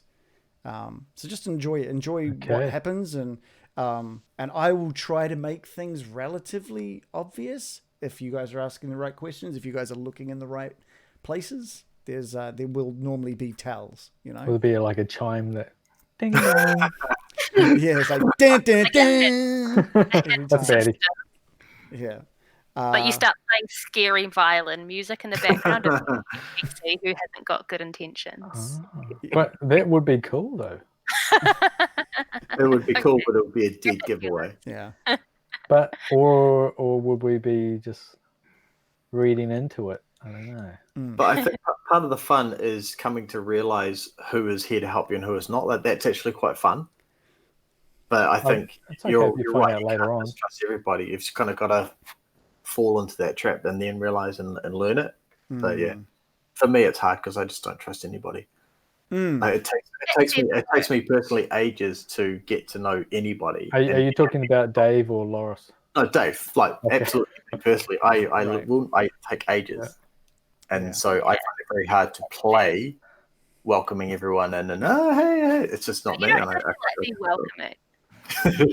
That's why I tend to play characters that are very stand-up. You don't like go to the front desk and be like, I wonder if this person's gonna like poison me. Yeah. You just trust their job by and large. Yeah. You know? Yeah. You don't have to like be their best friend automatically, but most people you meet, you're like, oh well, they're just getting along. They're Yeah, not a shopkeeper probably doesn't have too many ulterior motives. They better not, because I'm paying them. I don't even like basing the characters, how my character deals with other characters by friends or anything. I don't think it needs to be that simplistic. You know, it can be like we're on a trip because we're mutually beneficial. You know, help each other out and everything. But you know, it doesn't have to be real cut and dry. Like you're my bestie or you're my most enemy. You know, stuff like that. So just you're in a dangerous situation and helping each other out often. Yeah, like begrudging respect is all you really need at the end of the day to be party with That's someone. all I have for anyone. Very least. I mean, that's what our marriage is based on. It's like, we're here in this house, we may as well get on with it. got nothing else to do. We're going through a shared experience, and that's it. Yeah. Yeah. Could do worse, honestly. I wish I could have seen your guys' vows. Yeah, they were very passive aggressive. It was just like, I guess whatever, and that was it. Put the ring on. Whatever. I begrudgingly Like read at these. first I didn't like you at all, but then I realised fine. I can put up with it. Wow. I can see Reagan's ego just shriveling. Not at all. Because I don't care. So begrudging respect goes both ways. No, so the next part, sorry, are we done with that one? We've touched on that one a lot more than I thought we would, but I think it's good. I think it's very good. Next one, you've got, what are your character options and how do we fit these into archetypes, into well-balanced party in terms of personality? That's a full sentence there, Joe. What is that one? What did you mean by that one? It's a thesis. Well, I don't think we need to worry about that one so much because we've only just got one new character to fit in. But I was saying, like, you want your party to be like balanced in terms of archetypes. Like, yeah, right. Not everyone can be the trusting simpleton. Not everyone can be a suspicious like person that doesn't want to talk to anyone. But it's okay if you have like a few of each. So like making sure that everyone's balanced. But I don't think, from what I know, I don't think Adam's character is going to step on any toes. I think it's a good fit for the party. I think what I've heard of Morley is a really good fit for the party. I want to guess what Morley is. We could be here all night. Dude. Yeah, we'll do that once we've run through the a little juggling gnome. I mean, you do need to know. he is now. Now let's you can't say no to that. Say no to that?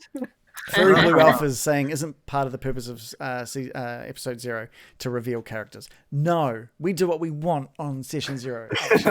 We already know 4 of them. We already know most of them, and you're going to get to know the last one in a couple of weeks. Right, but does he mean like, hey, you reveal your character and see if it's incredibly grating or something like that? If it was a normal session 0 or something, or like, I have an evil character or something like that. That's what it normally is, right? Normal session 0, if we were starting from fresh, we'd be talking about characters, but you already know us. You guys, He's already planned his character.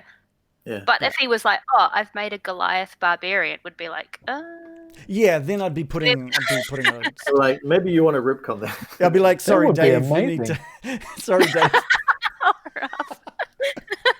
There'd be an arm wrestle in person. There can only be one Goliath barbarian in this party, and you're not allowed to be here. But it's fine. I've made a backup character. It's actually a wizard necromancer. No, maybe an elven. Yeah, and again, I'd be like, sorry, Joe, you're gonna have to. Where's that annoying little gnome? It's fine. I've already changed my character to a juggling gnome. Yeah, perfect. Yes. You could be the other half of Bill. Yes. No, but the human elven half. The other half. Oh. Yeah, the other half. Yeah. That's interesting. That would be. I've got a filter for that. This is my new character. It was disgusting. What Whoa. the hell? You It really reminded me does, of actually. something. They're like Oh, no. long and saggy. I hate that. I don't like Yeah. any of what I'm seeing. Okay, how about this one though? Yeah. Oh yeah. Is my character voice grating? Oh my god! Could you imagine if that was one of the Lawrence characters? would not be happy with that at all. 100 Whoa. hours of it. Hey, 1,000 hours. hello, everybody! Oh my god. I'm on board. Yeah. Or everyone was that. Oh, I know. Morley should be that kid from. Oh, Gandalf. can he please be? Vandalin. Adventurers. Is That boy. grown up? 3 Can he be year- him growing up? Because he'd be 3 years older. He would So he'd be. be what? Maybe 7 or 8. He's got a knife. Yeah. Come He's got on. his knife He's got now. my knife. He's been practicing He can with his juggle. knife. I'd completely forgotten about Carp. I feel bad that I've forgotten. Anyway, the next. Come along and be part. Oh, sorry. Yeah, we could maybe. Yeah, maybe we should have just made Adam play Carp. Force the character on him. Would you be like 9-year-old in our party? I'd just be the Yeah. one. You've got 3 hit points, no matter what. Yeah. You're a hobbit baby. No matter the level, and you don't level. You're just a kid. I can't wait for the next year. It's going to be awesome. Everyone's talking about Carp's hot mum or something. Yeah, Sildar just banging on about Carp's mum. Jesus, Sildar, just let it go. Oh dear, banging. Stop. That was sorry. In my head, Sildar and Carp's mum were banging. By the way. Oh, really? Yeah, that's Oh. canon. Oh. That's canon. I don't like it. The shoulder Oh. pads Just did because it both for of you, I really don't like that. They both had the beard as well, little beard mustache thing. All right, so the next part is this is player characters, but it's also kind of like to do with role play as well, which is how does what your character look like affect the way that they are perceived. So this is a reminder to you guys and to me to keep it in mind. So when you say, oh, my character walks over there, how does he walk or she? Like, how does your character affect the space that they are in? Have you guys even thought of that kind of thing? I think that's something we do. Do. The walking part. Maybe not like the way that we might freak people out or something. Yeah. I think some of us are less descriptive about how we do things. Like I know Sig was really descriptive about how he physically did stuff. Like he wouldn't just say, I walk over there. He'd be like, I stomp over there, or I do this, I do this. And it would always be quite descriptive to sort of say what he's doing around him or how he's affecting the world. So like, Loris being 7'3", I really shouldn't just say, I kind of just wander over there. It'd be like, yeah, he just stomps kind of quite forcefully. Yeah, everything he does is big. It's kind of a slow motion. So you need that description for people to hear. Yeah. And that creates color, I guess. You need a puppet. Yeah, and when I created my character, like I picked an Eladrin, which is like a sub type of elf or whatever. Yeah. And they're like a bit like outwardly magical looking, and I kind of didn't think that through because I don't want my character to amaze people when they walk into a room. Don't you? Because that's like I don't want it to be like that. And do you So- guys want to see like I don't know, like characters reacting to your physicality? But then I guess it's Yeah. like, well, have they seen magical folk around? Like maybe it's not a Oh, big real. deal. Like you Yeah, did it's that up to with you. the Bardman and Fandolin when he saw Loris come. He said, he heard about Goliath, and he was like, "Oh my god, what the hell?" And I probably didn't play that or react to that as well as I should have, because it was a gimme. I could have actually played up to that quite well, but I completely just ignored it. I literally added that part just to hand it to you. I was like, here you go. That's fine. Diamond, and I just kind of carried on. Give me beer. Yeah. Okay, I I think that's a point that we talk about later on in this, actually. Yeah. Okay, cool. Not Adam? that specific thing, just that idea. No, I was just gonna say I think reactions to people's outwardly appearance is like interesting as a footnote, but not as a prolonged like it happens every time someone comes Yeah. into a room or a tavern or whatever. Like every single NPC goes, "You're big" to Loris. Literally every single one. I think we should. and, and also that's the problem with D&D though. And you have to decide, like, that's why they have like cities and everyone's used to each other. Where you go into the WAPs and like they're like, what the fuck is that? I've never seen a person like that. Yeah, which And is pretty cool if that that's why happens. you do the character. Like, I don't understand why people go a tiefling and then don't expect that. You know, it's like I've picked someone that purposely looks like a demon, and you'll be like, there's something you have to deal with. Otherwise, you know, why not pick? Why pick it? Why would you pick a magical character like that literally is a demon if you didn't want to Or get a 7-foot rock man? Yeah. Good point. Yeah. Okay. Like you pick a character like that because you want to get noticed or not noticed or whatever. But Well, it's just something that you deal with, I guess. Okay. I just want to say though, tieflings aren't literally demons. No, well, they're descendants. Because like that's actually an important part of that race. Is the whole thing is people think they're demons, but they've just been labelled as demons because they have it back in their heritage. So that's the conflict of playing that character. So you might be like a perfectly lovely person, but everyone labels you that way. But if that never came up, it would be very strange. Yeah. So okay, You know, like, not that point of anyone the is a character, tiefling, right? so that's good. It's to be like, you know, it's an allegory for racism, right? There's no other reason to pick it. But like in most races, they have a kind of how frequently your race would appear, or what the common folks see you as. So like, sort of tells you. I know exactly for the area of the area that you guys are going to be going into, that Curse of Strahd is based. I know what they think about elves and halflings and orcs, and I have all of that information. That's cool. So that's cool. Yeah. So it's just how I want to incorporate that. Yeah. I think it's fair to react how you're expected, we would expect them to. Like, you know, I think it's fair. Like a magical elf walking through a town, if they haven't seen one ever, then sure, they're going to be a bit curious and amazed, and like, who the fuck is that, or what is that? Yeah, especially if they can change their appearance depending on their mood. Yeah, and you know, if she changes color in front of someone, well, they're probably going to freak out. Yeah, yeah. Well, yeah, like will they be excited? Will they be amazed? Will they be angry? Like, okay, this helps. So it's going to be way more of a reminder for me, I think. But also try and remember it yourself. If you are going to walk up to a character, if you're trying to be intimidating, mention your height or the stance or the pose, or the color that you've adjusted yourself to being. In the case of American, or how threatening you might be. Like, actually put some words to it, and then that'll help me remember. Yeah, Shannon. I think that's something that you have to set though, because depending on what fantasy world it is, you might say, like, you know, people are quite used to seeing magic. People go in and they do magic in this place.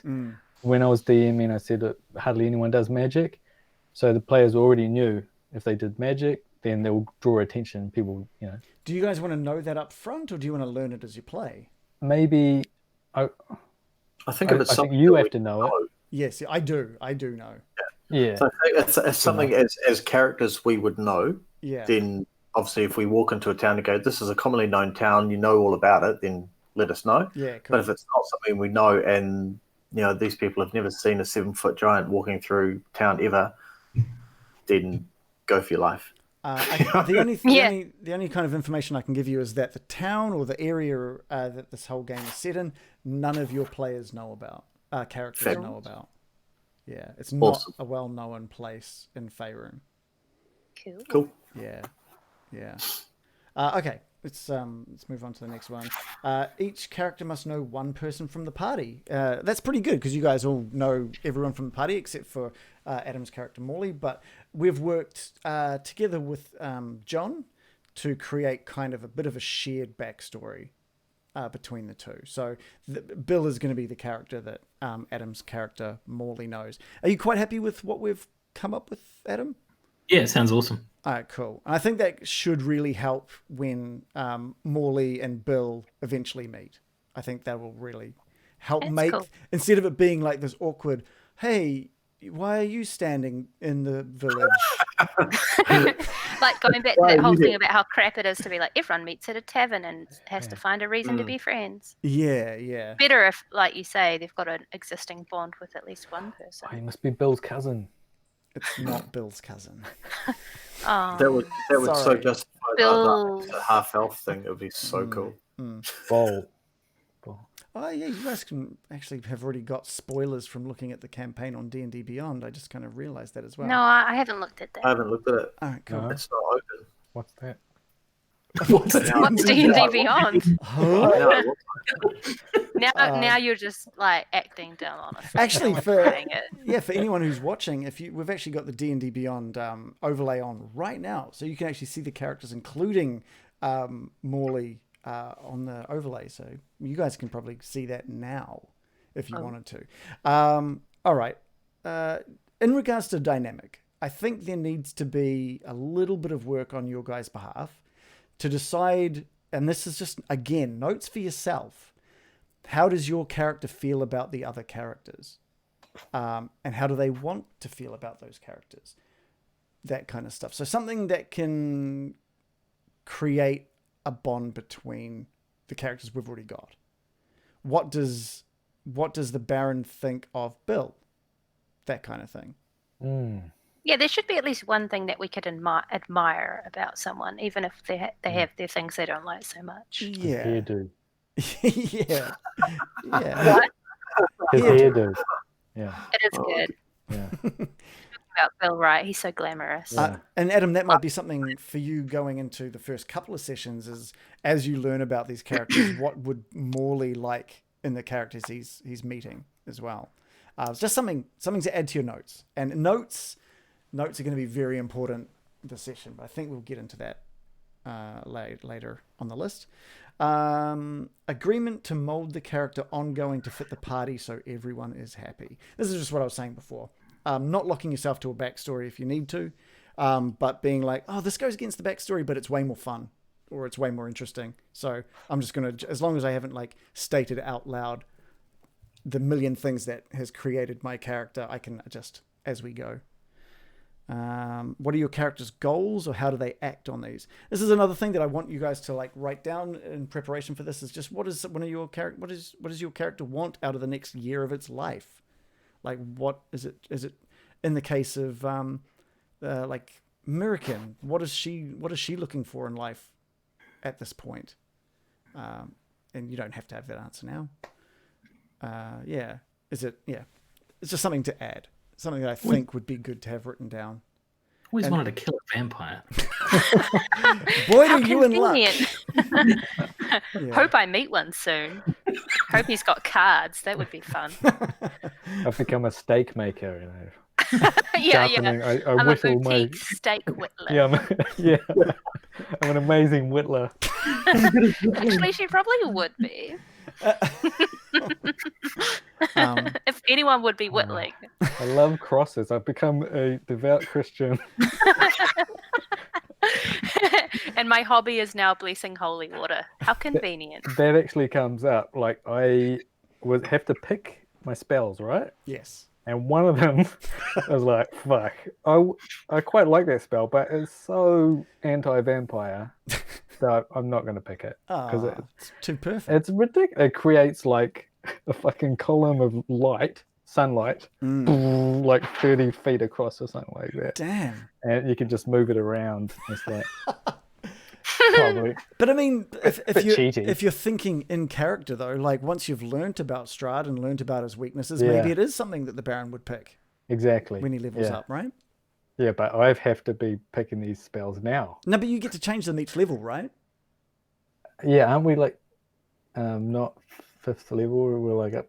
No, but I'm saying like between now and the end of the game, you are going to level. But you've got us to make a 10th level character, right? You don't have to stick to it. Yeah. I know. I realize that. Yeah. But currently, I have to pick spells. Gotcha. I see what you're saying. Yeah, one of them is fucking. Hey, that's a cool spell. Oh no, it's vampire.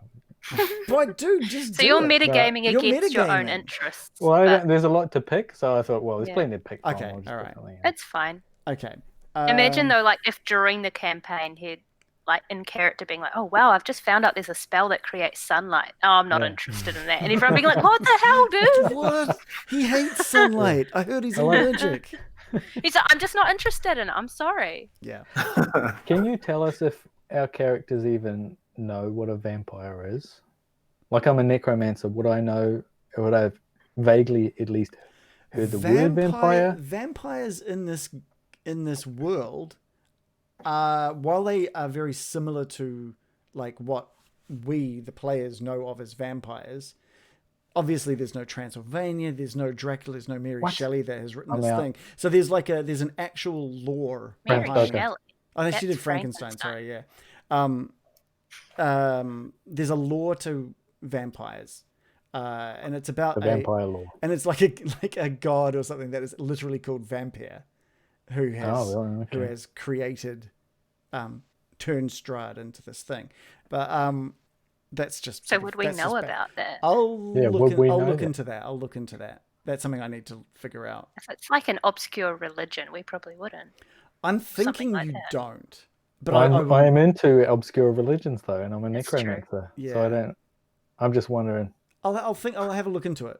If anyone knows anything about it, it would probably be Shannon, or sorry, Baron. So you've got in Whereby you've got your name as Preston, Shannon. So I'm just like, I know I have to restart. no, you can just click on it. Just click on it. Literally, just click on it, Oh. and then you can just type in a new And you name. can change it. But yeah, I'm like, Oh. God damn it, what's your name again? Baron. So yeah, Yeah, Baron Baron White. Pugman Bips. Pugman The rest Bips. of us will be happily oblivious, not Yeah. Preston. So I don't know. That's something I need Did it to update? to not. Yeah. press Yes. on. Okay, good. Yeah, I wanted to put that in. Didn't want to Okay. be ambiguous. Important to create a character that can grow. So having flaws and things, having an interesting arc, I think. We haven't really touched on many people's arcs, to be honest. I don't Yeah. think. I think it doesn't have to be dramatic. Like Yeah. your character doesn't have to go from 0 to 100 or anything Yeah. interesting like that. Yeah. But just making sure that you don't go, oh, they're this way, so they'll never change. And it's like, well, Yeah, and we've they might kind of. need to. I think we've kind of touched on that as well. As well Like as I said, like the thing about necromancers, I couldn't just be like, no, my character hates necromancers forever. yeah. Yeah. Yeah. It could have been like I don't trust them, and then you've met this guy that you don't trust because he's a necromancer, and then over time you guys are like going camping. And I would like that because that's the point of him. He's Yeah. trying to Well, that's change kind of what did people's, happen. Yeah, it's views. true. It's true. Yeah. All right, so I think we've kind of touched on that. The next one is expectations for backstory. Don't set it in stone. We've kind of touched on that as well. Be open to evolving your character and in the interest of being interesting, I think. And that's the player characters section. Is there anything else that we need to touch on for that? Joe. I had one more thing. While character backstories and character traits and all that are interesting, I think it's important to remember that the one telling the most important story is you, the DM. Oh, put all the. So while Okay. no, I'm just saying, like, if I was just like, oh, it's just so my backstory's so interesting, I need everyone to know about it, and like, but honestly, there's a more important plot that we're all following. It's not all about what I think is cool, you know. Yeah. The story will be more interesting than almost anything I can do for your backstory. I'll do my best. If there's something that you really want to tell about your character within this story, then I'll do my best to weave it in. But there's already so much. There's so much content in this campaign. Are we going to try and play faster then? Because we know it's so much bigger. Will we, like, when we talk to people, will we, I guess, stay in character and just take them at their word sometimes, unless they're suspicious, then move on? Or I don't know. I'm going to try and concentrate on having all my roles lined up. So when it comes to me, I already try and do it, but I'm not there. Yeah. And that's all People good. sort of get stuck. But I know that, you know, if you get in combat, it takes up half a session at least. That's a really good question, because I think pacing has been good and bad. Like I was listening to one of the earlier episodes, I think it was episode 15 or something, and you guys just got ambushed by some Sturges.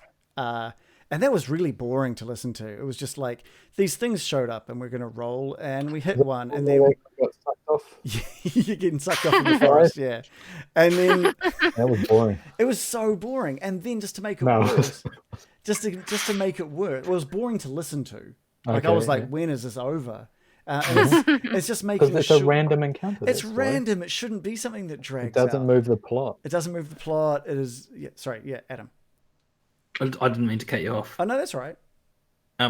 I guess that is an interesting question that I've been wondering about, and it's around kind of how much is this about like it's fun for us to play a game versus how much is it is geared to be maximum entertainment for people watching and It's not entertaining. Let's cover that. So that's, for me, Right. that's something that I've thought about a lot, because when we first started this, before we started streaming, it was literally just a group of us that were jumping on Appearin to play D&D. Like literally, it was all about us. We were just having fun, and then we thought, hey, we're doing this. It shouldn't be that difficult to stream. And now we have an audience.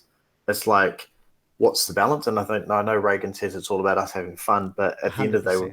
we've also got an audience that follows us. And theoretically, if we're having fun, it should be enjoyable to listen to and watch.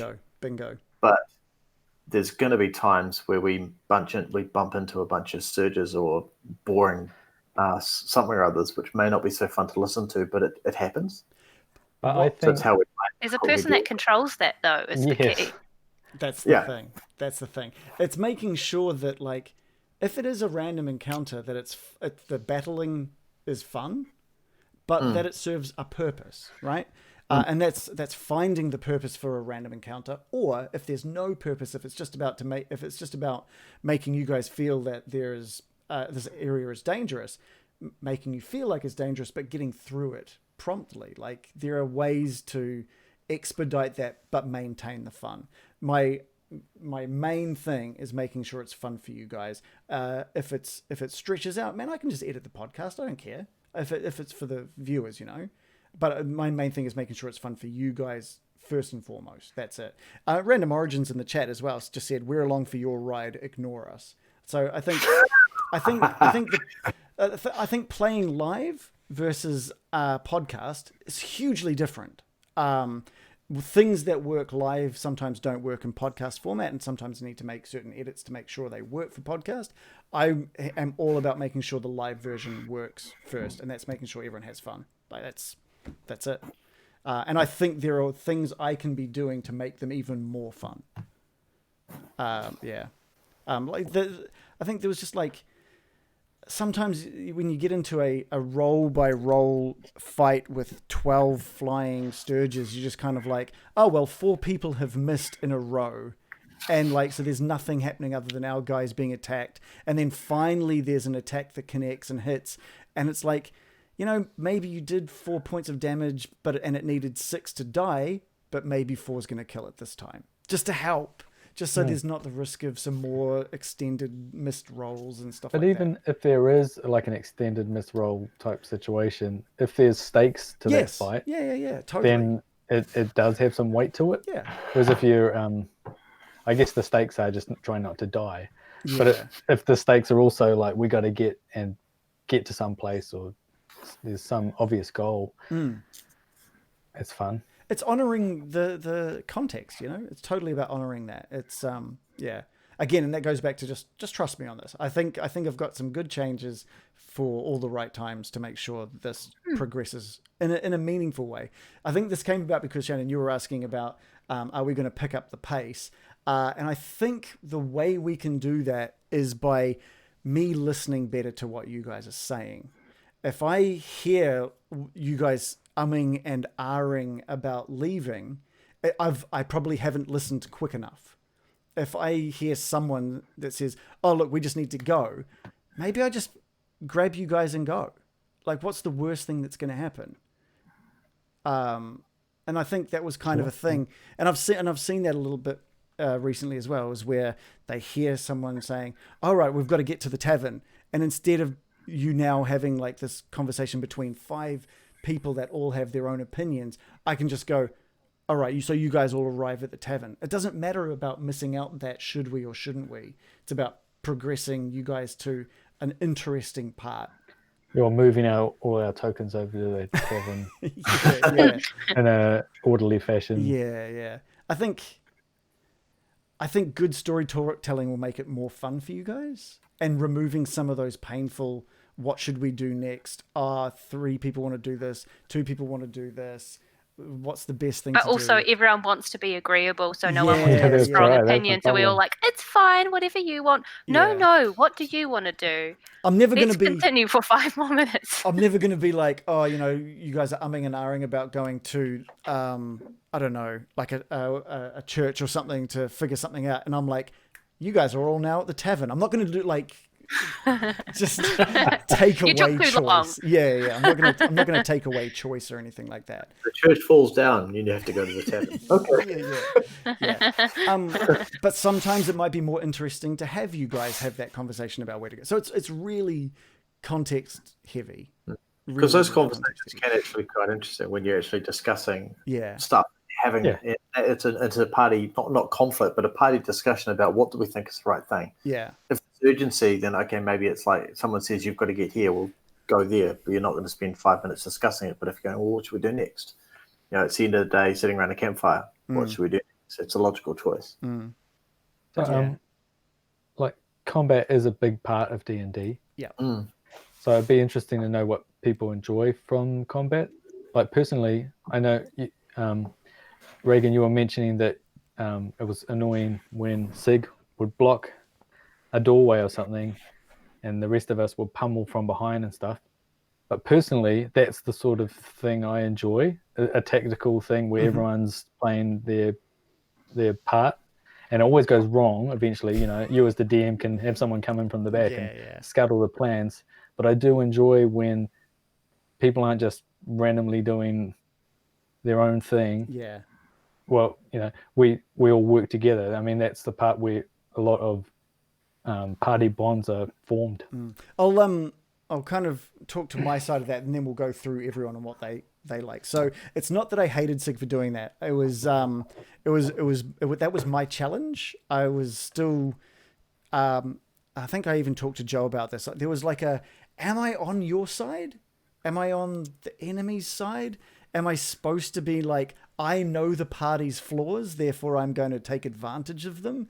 There's like as a DM, there's that, it's really hard to know how much I can mess with you guys. And I think a lot of what Sig was doing was great. He was using his character to his best, and I wasn't using the enemies to their best. I wasn't spawning enemies with magical weapons, which suddenly he can't block, which I could have done, and that would have been the most minor of changes. So that's my challenge. I wasn't annoyed that he did it. I was annoyed that I couldn't find a way, a comfort within myself to challenge it properly. That's all. So I think it's great that he used his character and thought about it and tailored it to be the tank as well as he made it. It was great. But anyway, let's go around. Joe, what do you think of combat? What do you like? What don't you like?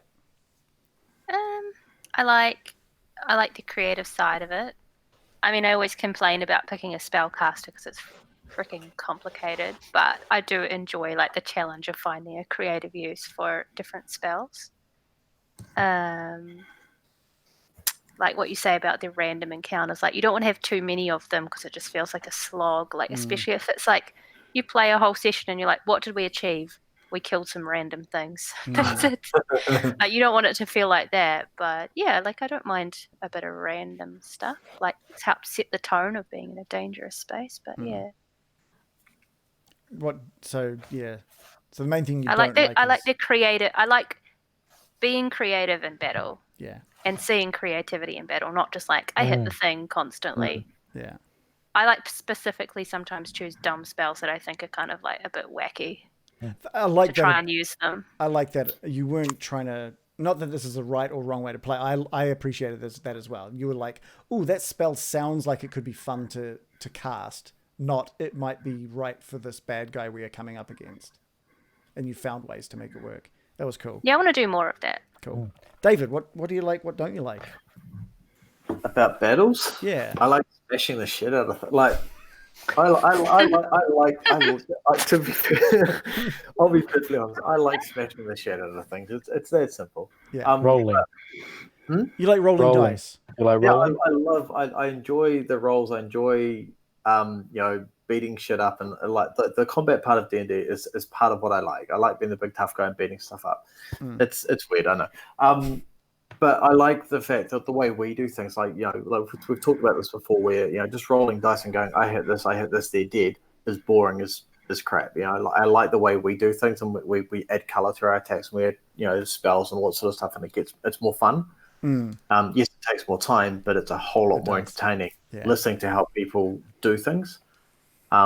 So, you know, I mean, as a barbarian, I could quite easily just walk up to a character and go, I hit him with my axe, and you know, Reagan goes, yeah, he's dead. Yeah.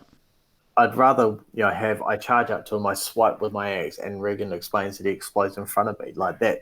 Oh, I swipe with my axe. Yeah, swipe. I'm a swiper. You know, or I, you know, club him with the blunt end. Yeah, so rather than I hit him, I club him with the back end of my axe, and Reagan goes, his head explodes because you hit him with such force. Yeah. Yeah, I like when it leads to teamwork and or when Joe used to vine whip to grab the guy and beautiful, we lopped his head off. Like that was just brilliantly done, and it happened so organically. Yeah. I've also noticed you do a fun thing where you actually kind of enjoy playing suboptimally in battle sometimes. Yes. Like it's like that's actually really cool though, because you're like, oh, my character's gotten hit on the head, he's so stunned, he's kind of stumbling around.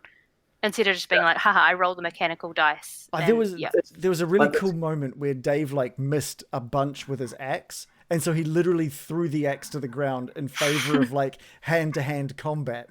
And like you're like saying no to huge damage, but it matches the character. It was great. Like, to me, like, okay, that's my personality down to a T. If I get frustrated, if something doesn't work, with that, and I go, you're fucking useless, and I just, you know, do that. But that's the way I would see Loris doing things. It's like his axe isn't working, so it's broken. Yeah, I liked it. And you can carry on. What don't you? I don't like doing that. I like destroying things, but I also like things being fun. Like it's a weird mix. I like to see things getting pummeled, but I also like things being, like Joe said, creative. Mm-hmm.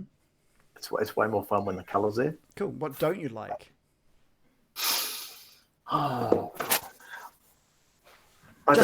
Just about combat.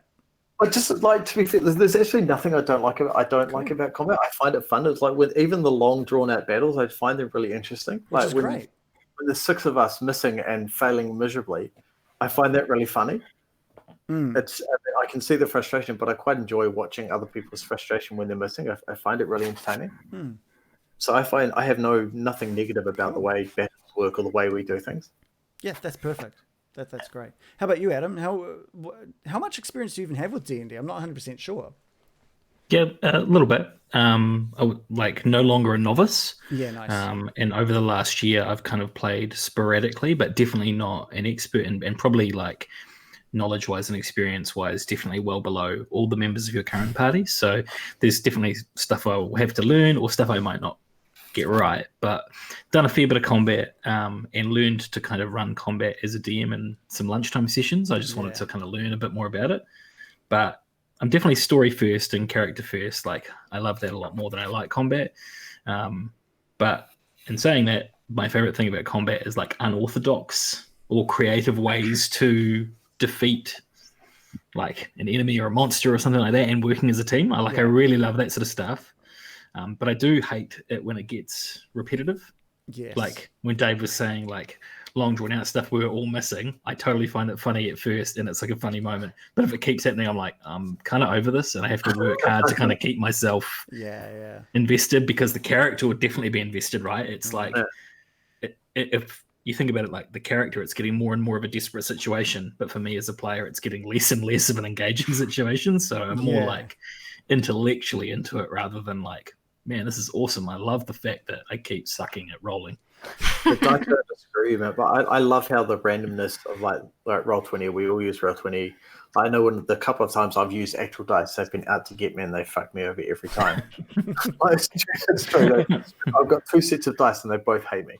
But I like when dice do that, it's just kind of like, well, this is a roll of a dice. It's luck, it's fate, it's whatever you want to call it. And in a battle, you might have a bad series of runs where you miss every swing, or you miss every spell, or you fail on whatever check. Yeah, I think the extremes are fun. Like it's super fun, like seeing the party or someone in the party do a nat 20 or a crit miss. yeah, That's yeah. always awesome and always fun. But if it's just like, oh, that doesn't quite do it. Oh, that doesn't quite do it. Oh, Yeah, that we've doesn't had a quite do few it. of those. Like, Yeah. come on. I felt really bad because John, with his bard, would keep doing mocking words or cutting words or whatever it was, and damn near every single time through the entire campaign, it would fail, and I started feeling so bad because he was just wasting spell slots every single fight. He kept trying to do it. It was He did stuck with it, didn't he? Just but he kept trying. every time. Yeah, It's very demoralizing. Shannon? One thing I like about D&D fights is like a well thought out level. You know, like there's what I don't like is just a blank space to fight in. A box. Like or even like they put you in an arena or something like that.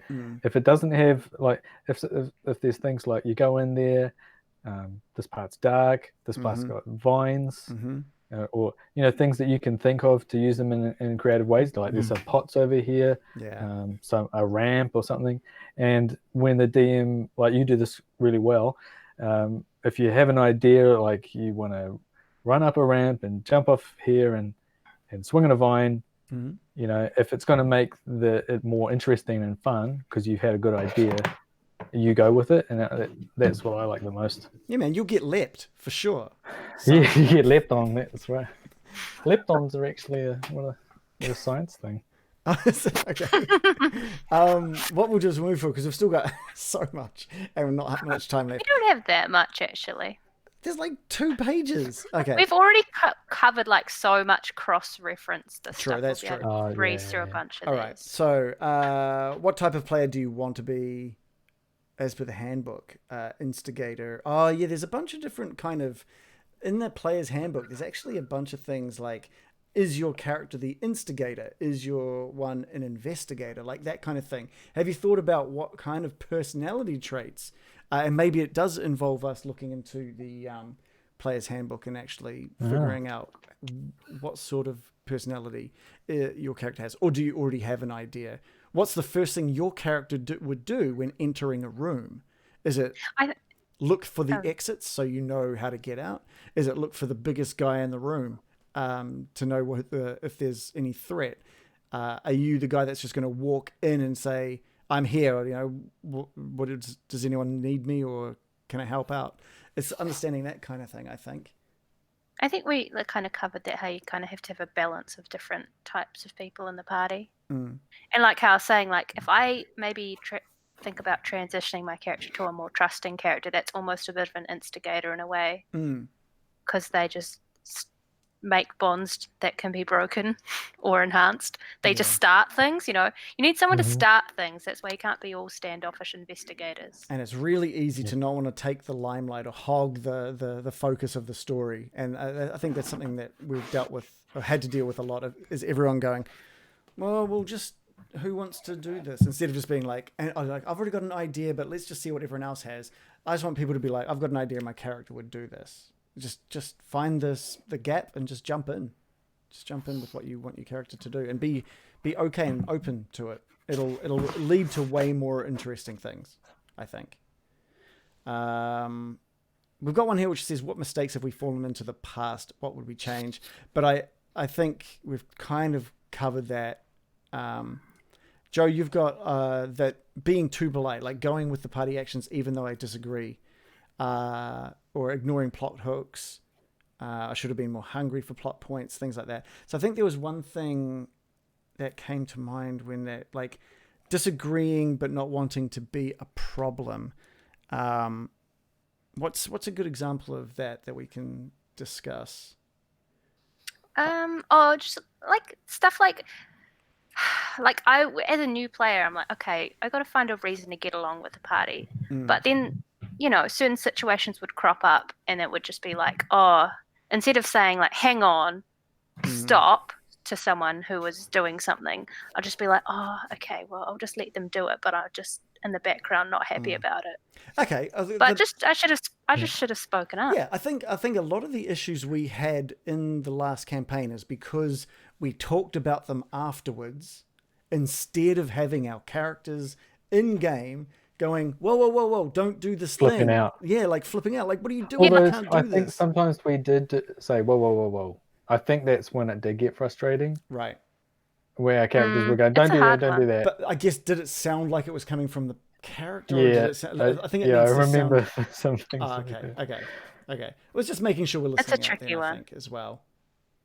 Yeah. If the more we can resolve in character, I think the less frustration there will be afterwards. Yeah, and that's how it should. I'm going to try and stick to character when Yeah, I'm cool. saying things, and Cool. I think it's going to be a bit more enjoyable for me. Yeah.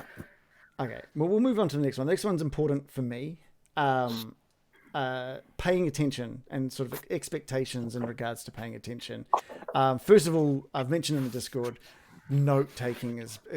I don't think note taking is going to be optional this time. I think it's going to be really important. One of the things that was a frustration point for me, and I don't talk about my frustration points very often, but this one was a little frustrating, was people being preoccupied while we're playing, and missing things that I'm talking about, and me sort of detailing something, turning it over to someone for their turn, and they're going, what is this in this room? And it's just like, I just spent like 2 minutes detailing this room. It's not like, what was that in the corner? It was like, no, can you just tell me this entire room? And I think that there's a lot of effort I put in, and it's just that respect of, we're all logging in together for like 2 hours, 2.5 hours, like every week when we can. And it's just giving everybody that respect. It's listening. It's if there's anything else that you want to be doing, deciding like, are you here or are you there? Don't try and keep a foot in each one. I think. What do people think of that? Am I being too raw in regards to that? Am I being too sensitive on that? You're being a snowflake, stand down.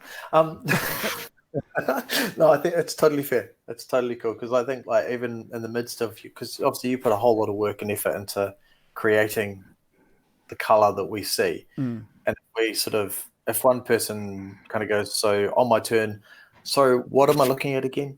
It stops the momentum. Yeah, it does. It does. You've described it. We're all like, right, let's go, and then someone goes, so hold on. What am I looking at? And everyone just backs away. Yeah. So it's not even respecting me. It's respecting everybody's time. If you're asking, can you repeat that? Everyone has to listen to me detail it again.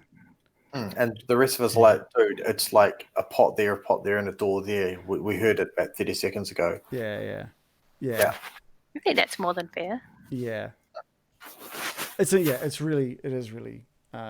a hard one, because I know that there's a lot of information that can come at you at any one point. It's hard to know what sinks in as well. Yeah, and it's fine and especially if you're trying to take notes too, you're actually trying to be engaged, but you're also are slightly distracted by the fact that you're taking notes. Times when I will miss something is when I'm. Oh, sorry. No, it's fine to miss stuff. Yeah. Like, you can be listening and still not hear things. You might hear the first 4 or 5 things that are being said and go, sorry, you said something there. What was that in the corner? But then that's like looking across a room. Yep, spotted that. Looked across. Oh, what was that back over there that I saw that I don't remember? Yeah. So by looking again, you're going. So DM, can you just tell me what the third thing was? I know there was something in the corner, but I didn't catch it. Yeah. I think sometimes when I will miss stuff is when I'm trying to look up what spell or action I'm going to do, because I want to hurry it up. Yeah. And my attention is split, and I don't realize that have sort of moved further over to what I'm going to do. Because conversely, you don't want to be the person that's like, oh, I'm trying to do the spell, but I don't know what the rules are, and just like, can we all read the spell together? So that's like quickly read those spells. Actually, that's really interesting. I would rather we all read the spells together, because someone who's picking up, this is more from a viewer's point of view now. If someone's just joining us and you're like, I cast Mage Hand, and someone who's never played D&D who's like, I'm going to go learn about D&D, and we don't say what Mage Hand does, you can blast through it pretty quickly. Just give like a 1-sentence thing of what Mage Hand is, and it helps everyone. It helps everyone picture it a bit better, reminds us what it does. It might even remind you if you haven't used it in a while. I've got no problem with people detailing the spell that they're casting. I think it's a good thing. I think it's a good habit to get into. Yeah, for everybody. But also, you don't want to be like, I use Mage Hand. Oh, wait, I didn't read it properly, and I've just realized that I can't use it I in see what this you're saying. context. So Yeah, no, that's fair. That's fair. Yeah, It's tricky. Yeah, it's real tricky. And I also know that also like just saying, hey, make sure you pay attention doesn't cover if people have had busy days or if they're tired from work or stuff like that. So I know that we are just like 6 people that just get together and play. So whatever, if it happens, it happens. But if it happens all the time, then we need to start looking at what that individual is doing that's causing them to be stuck. Like I know a lot of what John does, and he's not here to sort of talk to it as well, but we have discussed it in the past. I'll introduce a character and he'll start looking for puns because he wants to use puns in his songs because he makes his songs and he wants to make sure that they're ready to go. Right. And that's, he wants to keep that. That's his thing. And that's great. But unfortunately, while he's doing that, it means a lot of what's being done or said is just not being focused on. So it's just, how can that be evened out? Adam. Yeah. Just very similar to that. Like, I've never been a great note taker. Sure. Like, ever. And I kind of figured out, like, reasonably sometime, like, several years ago now in my career, that note taking in meetings made me disengage from the meeting. Sure. And completely miss the context of the meeting. So now I've got I'm lucky enough that I've kind of in a role now where I just have made a deliberate choice not to take notes, and it helps me just be more engaged with the meeting, or in this case, the story, I feel. Yeah. So note taking is a habit that I will have to build for this. And like, I've always sat around or watched D&D tables, and I'm always quite envious of people taking notes and like how easy they can do it. So I think it's easier for some people than others. That it's not just the fact of I'm lazy and I don't want to take notes. It takes me completely out of the moment when I'm like, okay, no, I need to write down that and filter. And you go through that filtering process of what's important and what's not to write down as well. Yeah. And all of that can pull you out of the moment.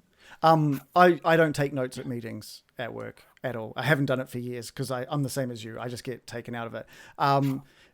Write notes afterwards when you're because I've found like after some of our sessions, like I have to come down from the high of playing and the excitement of what happened. Mm-hmm.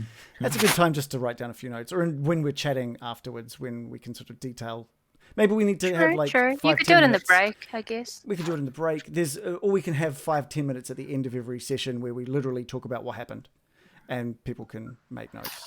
I tend to write down notes when we're investigating people, and you say, okay, what was their name, and then I write it down, but I don't write it down the whole time. Yeah, it's just, and that's when you get your information anyways, when you're like, maybe questioning stuff. It's not about saying you guys have to like religiously take notes the entire session, because that would suck for everyone. I think that'd be really boring.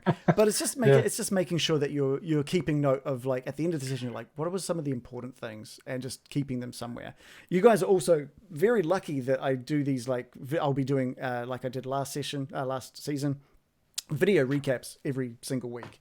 And I'll be making sure that I will be putting into those recaps the important parts anyway. The cliff notes. Yeah. So I rely on those recaps every week. That's why they're there. That's for end of every session. I literally, everything gets switched off. I go straight to bed. I switch off, and I almost forgot everything that I've done. And then I get up and I read the Discord, and that's right, that should happen. And I see the recap, and I'm like, oh yeah, that's right, I did that. Yeah. But yeah. I think if you guys can make notes that are a bit more personal to your characters, instead of like that might make it a bit more important for you. I don't know. I think, particularly with the relationships of different NPCs. Yeah. And I think for me, I found it was easier to hate everyone or dislike everyone, because then I didn't have to think about why I'd like them. Yeah. There's going to be a lot of, because of how long this campaign is and how dense it is with information, there is going to be a lot of the possibility of forgetting very important things. And that's not going to be enjoyable for anyone, including yourselves, if you get to a part of the story where it's like, I introduced this character that you've heard about like 8 weeks ago, and everyone's like, who? That sucks. It's like, oh damn, okay, well that kind of sucks. It does Like, become you fun know, as well. that guy that murdered your family, you'd be like, oh, Yeah. I think I remember that. Yeah. I had a family. Because Everyone just, hold on a second. Flick. Oh yeah, I remember him. because it might not be important. It might not be important to your player, but you as the player, but it might be important to your character somehow. And it's just remembering those important things that your character would care about. But we've spent too long on this one, so let's move on to the next one. What are the no-goes for party members? Threatening innocent NPCs, stealing from party, inter-party conflict, romancing other PCs, going off on their own, like splitting the party. We just want to get that sort of stuff in writing. And what are the consequences for people who don't stick to the agreed rules? That's an interesting one. That was one I got sort of off looking at someone else's session 0. Right. Like for them, it was really important to establish things that was like really a no-go. So everyone has it like, by the way, I just as a player, we can't do this. Sorry, it's just for me. You know, I can't have that. Are you guys interested in romance stories? No. Only in a comical really. way. Like, I think it would be the cringiest thing ever if like you like did like a really straight face, like, Oh my God. they're falling in love. Like, but if it was like just like a goof, that could be kind of funny. Roll for smooch. I only Yeah. patch things with blood. I put blood on them and I patch them. Yeah. Make a magic spell. I think these ones are kind of like, I think pretty easy to agree on, but it's good to say it out loud just in case someone thinks something's fine and no one else does. Like one of the things in here that I got online was like some people might have, you know, have stuff in their past, like they don't want to ever hear mention of suicide because it's like extremely personally traumatic to them to talk about that stuff. So if they can put that in the session 0, like, can we just not have this as a plot point, as a backstory, anything? That would be good, you know? Yeah, if you're playing some sort of escapism, you don't want to actually be going to a therapy session. Yeah. If it's something that you particularly think about. If there are areas that people do not want to take the story in, just let me know. You don't have to let me know now. You can let me know privately. I really have a thing against vampires. Oh, shit. Shit. I don't want to see any blood. That's just me. I'm sorry. Teeth? Long teeth? Yeah. Yeah, that's my phobia, actually. Just pale skin in general. I don't want to, not really pale, like deathly Coffins. pale. Yeah, Right out. Yeah. Long dark cloak, but I just can't do. Yeah, exactly. I don't know if this is in the Curse of Strahd, but if no one could bring up specifically my parents' divorce when I was 9, that would be quite good. But that was in my backstory. Yeah. I think those are like something we could just, I mean, anyone could just say anything and everyone would agree to it without being a dick, but it's important to establish that people can say that. Like, okay, just to speak a little seriously, there's a lot of people who think bad guys equal like rapists and stuff. That's not going to be in this. There's not going to be any threat of sexual violence other than maybe someone wanting to have a little kiss on your neck and drain some blood. Okay, that's the height of that. It's not fun. It's not smart. It's not intelligent. It's not creative. So it's just not going to be in. Oh, microphone. I just think that's the safest way to make sure we don't get to an end of a section or a session and people just being like, oh shit, that sucked. Yeah, that's like a little too real, in my opinion. I really hate when TV shows like use that as a crutch for drama, and I just don't want to. I'm so glad that you don't want to do that because I don't have any interest in that. Some movies and stuff deal with it, but that's the point of the movie. Yeah. And that's not what we're doing. We're not like have a major theme of putting that out in the world and getting something back from it. An NPC isn't going to vampire. Yeah, an NPC isn't going to rock up screaming rape. It's just not going to happen. It's not. It's no way. Just horrible. It doesn't need to be done. We get to deal with real life issues. Yeah. I mean, how many of us are actually wizards or 7 foot? We're here to play a fantasy game, not that kind of stuff. Yeah. So that's kind of.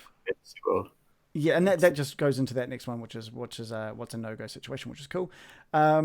General agreement to yes-anding, which is an improv term. So tempting to make your character an edgelord that says no to plot points, but really just slows the game down. We already kind of talked about yeah, that. we've already talked about that. It's just hearing something and going, totally, where can this go? And it's me doing the same. If you guys want to do something creative, it's me finding a way to make that creative thing happen, not going, oh, it can't happen because in this world, I want to find ways to make everything that you guys want to do happen. Joe. That actually happened to me in the game in an earlier session. I think we might have even mentioned this once before, but like I was like all psyched to like try out my magical spell of being able to talk to animals. So I like tried to talk to the bar cat, and you're just like, he doesn't know anything. I was like, oh. Cool. I didn't. Well, it wasn't that cut and dry, but like I kind of felt like you didn't pick up what I was putting down. And I just felt kind of really disappointed at my spell. It went on for way too long, and it was just like this really protracted, boring thing that didn't go anywhere. Minutes.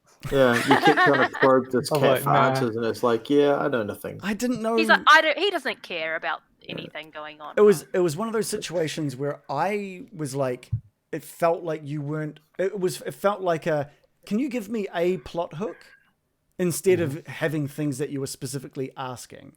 It was like, what is there in town? It's like, well, what the fuck would a cat know is going on in town? Like, yeah, I don't know. That whole thing was a mess. But mice, where all the good mice are. And he talked about like where you could get like good cat food and stuff, but fuck, that's boring. Like, there's nothing there. I've had players use the talk to animals thing as well, and I think I did end up doing something, giving them a bit of a clue as well. Yeah. But the tendency is to be like, no, you got to find that. Don't just talk to a fucking animal to find out to move the plot along. Yeah. But I think the thing is, everyone's got their own skills, and if you make them feel good by letting them do it, you go, that's a tick. That was the first time you'd used it, and I had no idea what kind of information this cat that I literally conjured out of nowhere, it wasn't in the book. I was just like, I can give you a cat. You're like, is there a cat around? And I'm like, yes. Typical. That was it. I was like, there is. And you're like, where is it? I'm like, it's coming. Like, I had no idea. I had no idea what I was doing for that. But I learned my lesson because you ended up talking with the spiders and stuff, which was great. And you were able to talk to them in way more meaningful ways. So I hope, I will let you know, Curse of Strahd has a bunch of animals. Oh, like they know everything. They know it all. I'm just going to give you all the answers. I'm going to practice speaking that. But I just want you to know that don't get rid of that. If that's something you want to venture into, I will do my best to make that a way more enjoyable spell. That's my goal of this entire season 2 is how can I improve on everything I did last season, and how can I make it more fun for everybody, and which is my yes anding, So let's just say and it yes goes to both everything. ways. Yeah. Like I was guilty of the opposite. But I should have just said to you, instead of trying to talk like a cat for 15 minutes, I should have just said, Mirakin, what are you trying to find out? And you could have been like, oh, I'm just trying to find out such and such. I'm like, cool. And now I can talk. Now I know what you're trying to find out. I can give you that. So you should have dressed up like a cat. Like, we're just going to go to a 5-minute break while I go and put on a costume. Yeah. I just had this thing lying around. Yeah. You put your persona on. Reagan's secretly a cat in his entertainment life. Golden rule. We all just have to agree that we just we're playing with the interest of respecting everyone's time, and basically rule number 1 of not being a dick, which is the main rule. That kills my entire character plot. There was something really interesting. If you mess up and you annoy people, and we're all going to run that risk, including myself controlling numerous NPCs. Just if people are saying, hey, what you did was just not cool, or it was a dick move or anything like that, let's not justify it. Let's just apologize and just move on. It just saves so much hassle. There's all justification is going to do is just protract something, make it way more awkward, and that's not why we're here. We just want to have fun. I think that's all we really need to focus on there. Oh yeah, and in that same vein, it's not taking if we'll use Sig's example of attacking the zombies when people were trying to make friends with the necromancer. That messed up huge plans. And once sort of Reese realized what he did, he apologized, he moved on. But it's also not taking things, he didn't take it personally when we were all like, dude, what was that? And it's just making sure we don't take things personally. It's just a game. Again, just trying to have fun. We must be able to trust other players to play in a way that serves the story. Don't be counterproductive. Yeah, that's the same thing. I think all of these are kind of going into the same thing, don't you reckon? Yeah, we're pretty much like, as I said, like we've got so much overlap in what we've talked about that by the end we're pretty much going over stuff we've already said. Yeah, we've got metagaming. If you want to help, raise your hand. Oh yeah, I was saying if someone's rolling for something or if someone's progressing the story and I'm just running with it, and you had like in your mind is like, oh damn, I wanted to add something to this.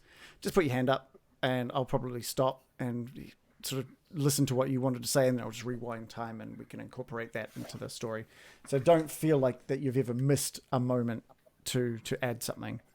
If someone's like, this is why I'm saying it's not a big thing if two people go to talk, it's not a big thing just to step back and let one person talk, because there will be a time for you to add to that as well. And also it doesn't matter if someone gets in first with a cool idea and the story progresses, that's okay, because you're going to have plenty of chances to change the story in ways that you want to change it as well. There was one thing in here that I wanted to, but I lost it. Where is it? It goes into the whole idea of the karma system that I think Shannon brought into on his text. Kama Sutra. The Kama Sutra. Hello. Which is, I got to get you guys into some very awkward positions through this campaign. No. It's the sort of hero-villain system. So if you do something that is just straight evil or villainous, you lose a point. If you do something overly heroic, you'll gain a point. If you lose 3 points, if you go to -3, then your character is lost to me. It becomes an NPC villain, basically. And there is the idea of, do we tie this to the point where we say this person that has put their character to that area is not a good fit for the group? This is the hardest conversation. Well, I think, given, if I remember rightly, the point system, it was quite hard to gain a point. Yes. So theoretically, if you got -3, you've done some pretty dicky things over an extended period of time. Like, it's not like you're going to go bang, bang, bang in one session, because, unless you were going on an absolute rampage. Yeah. But to get -3, you would have had to have done some fairly sustained bad stuff. Yes.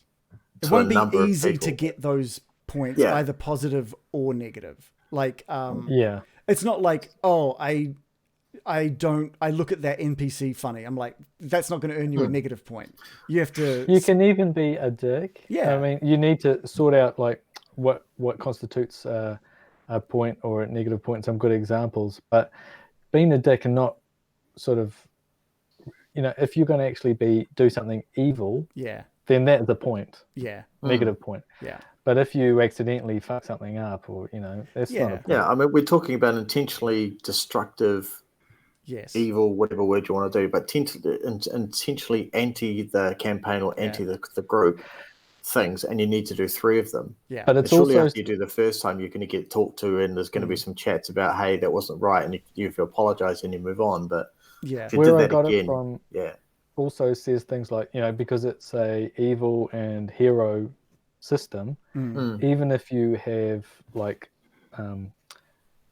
you've taken some prisoners and they've surrendered, this is the example, and you execute them, that's a negative point in that system, because you're acting as an evil character, and you might be able to justify it, but it's not a heroic thing that you're doing.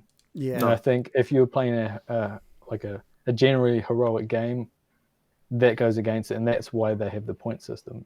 Your character, maybe everyone agrees to do it or something, but it's still evil. I think so. Yeah.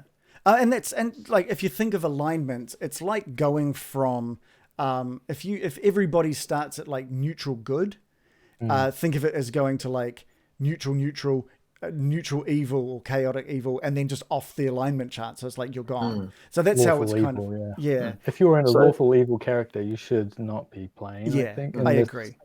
And especially I think since we've all in- agreed we want to be heroes. Yeah.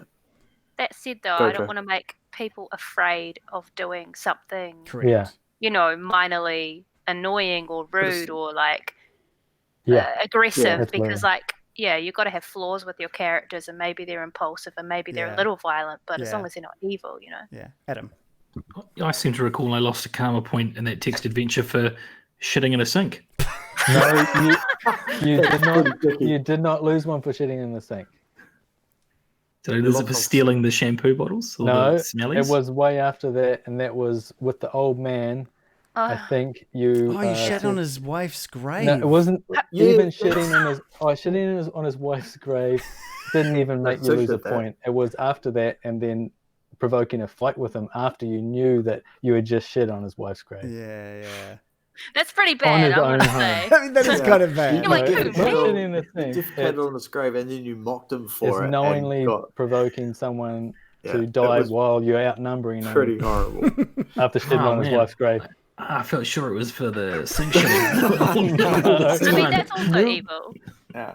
No, I think Little Oh, point taken. I think we kind of all understand that the severity of losing a point. If you did that 3 times, from coming from the person that's more than likely going to lose at least one in this campaign, I can almost guarantee it because it's written in the cards. If you It did doesn't that have 3 to be. times, then I'm all for losing your character. And at that point, you've probably pissed enough people off that they don't want to play with you anymore anyway. I think we just Yeah. we To get to that want to point- know we just want to feel this is me. I want to feel comfortable knowing that if you've played to a point where you've pissed me off to the point where I've deducted 3 points off your character and basically said your character's gone, I just need to know that from all of you that I am able to say you're not a good fit for the party. I think that's fair. It's nothing. It's I not think by saying- that time you've probably pissed everybody else off, and the followers will be like, "My God, this is just ridiculously stupid." Yeah. And it's not easy to be that evil, you know. No. You have to do it deliberately. Yeah, That's the That's thing. intentional. Yeah. Yeah. Yeah. You can't just like be trying something out. That And at doesn't that really point, you're count. kind of you're clearly out to screw the point of us being here. Yeah. And I'm not Yeah, gonna. maybe you go evil, maybe that starts your redemption arc. Yeah. Which is what your character did, Adam. And he completely changed over time Yeah, that was to become cool. and grew. I thought it was a great character. Yeah, well, actually, it was that system that then made me think, oh, I would actually, as silly as it was, I wanted to gain the +1 karma point. So I started trying to not shoehorn it in, but I started trying to deliberately kind of go on that arc of being a better person And and you a better did get that character. point back, didn't you? Yeah. Yeah, and then you're Yeah. on your way to get another plus. Yeah. Yeah. It is. I like that system. Yeah, it's a good What system. happens if you get +3? Do you ascend into godhood? Well, You become the DM. if Do you do we get let one you that you take get, over at like, that point? people know about you, it creates renown. Yeah. And if a +2, you start to gain followers. Well, this is up to the DM, DM's Yeah. interpretation. But the way I saw it, and then +3, then you basically you're Lord, probably a saint. Yeah.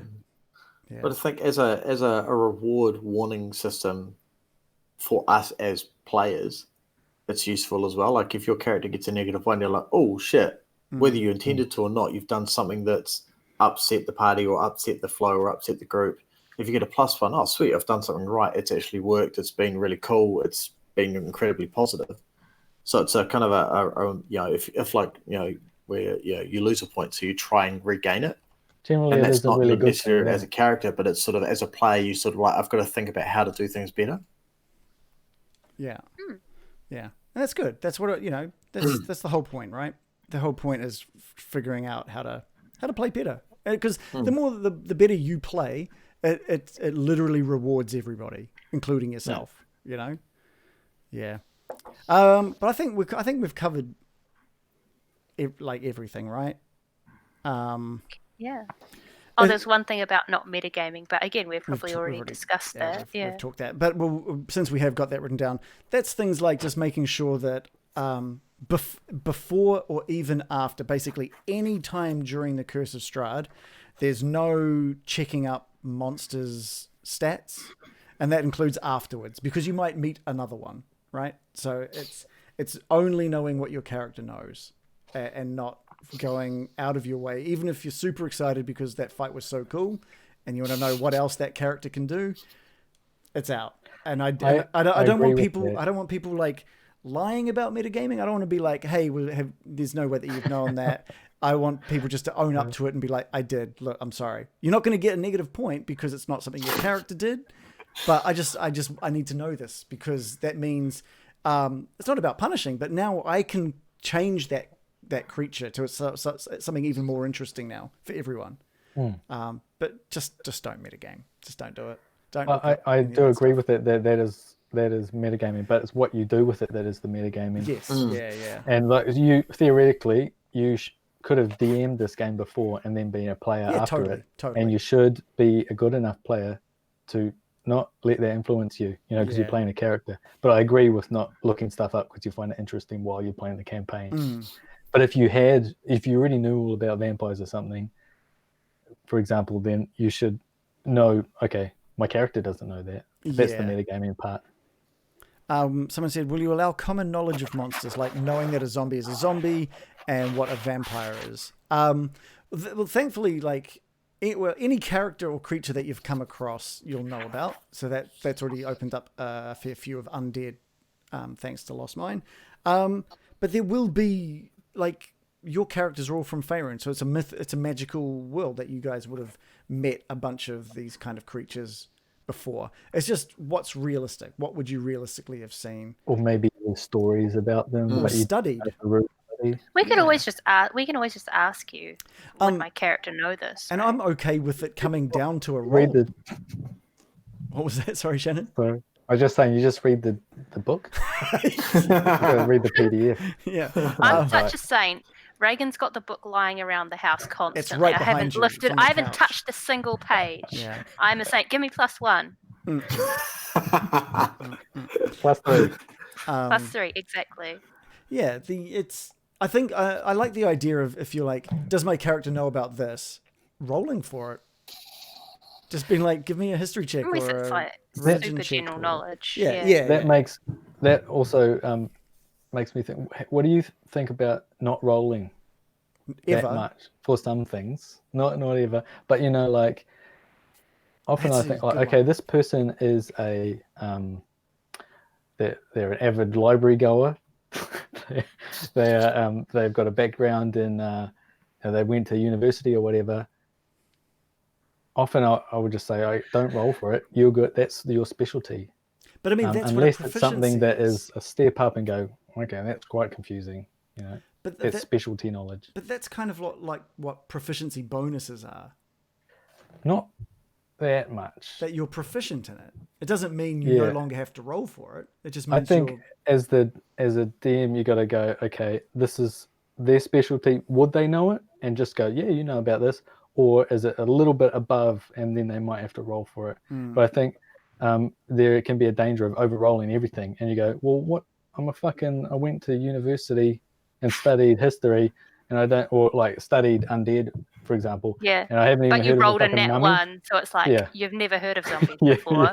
It turns out at university you were just drunk the whole time. Just like real life.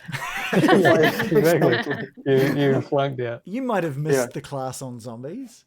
Yeah. You forgot that part of your I guess it's just like... But the level of knowledge, I think, if you want to know in-depth knowledge or if you just heard of it. I think it depends, right? It really does depend. Do you guys like rolling?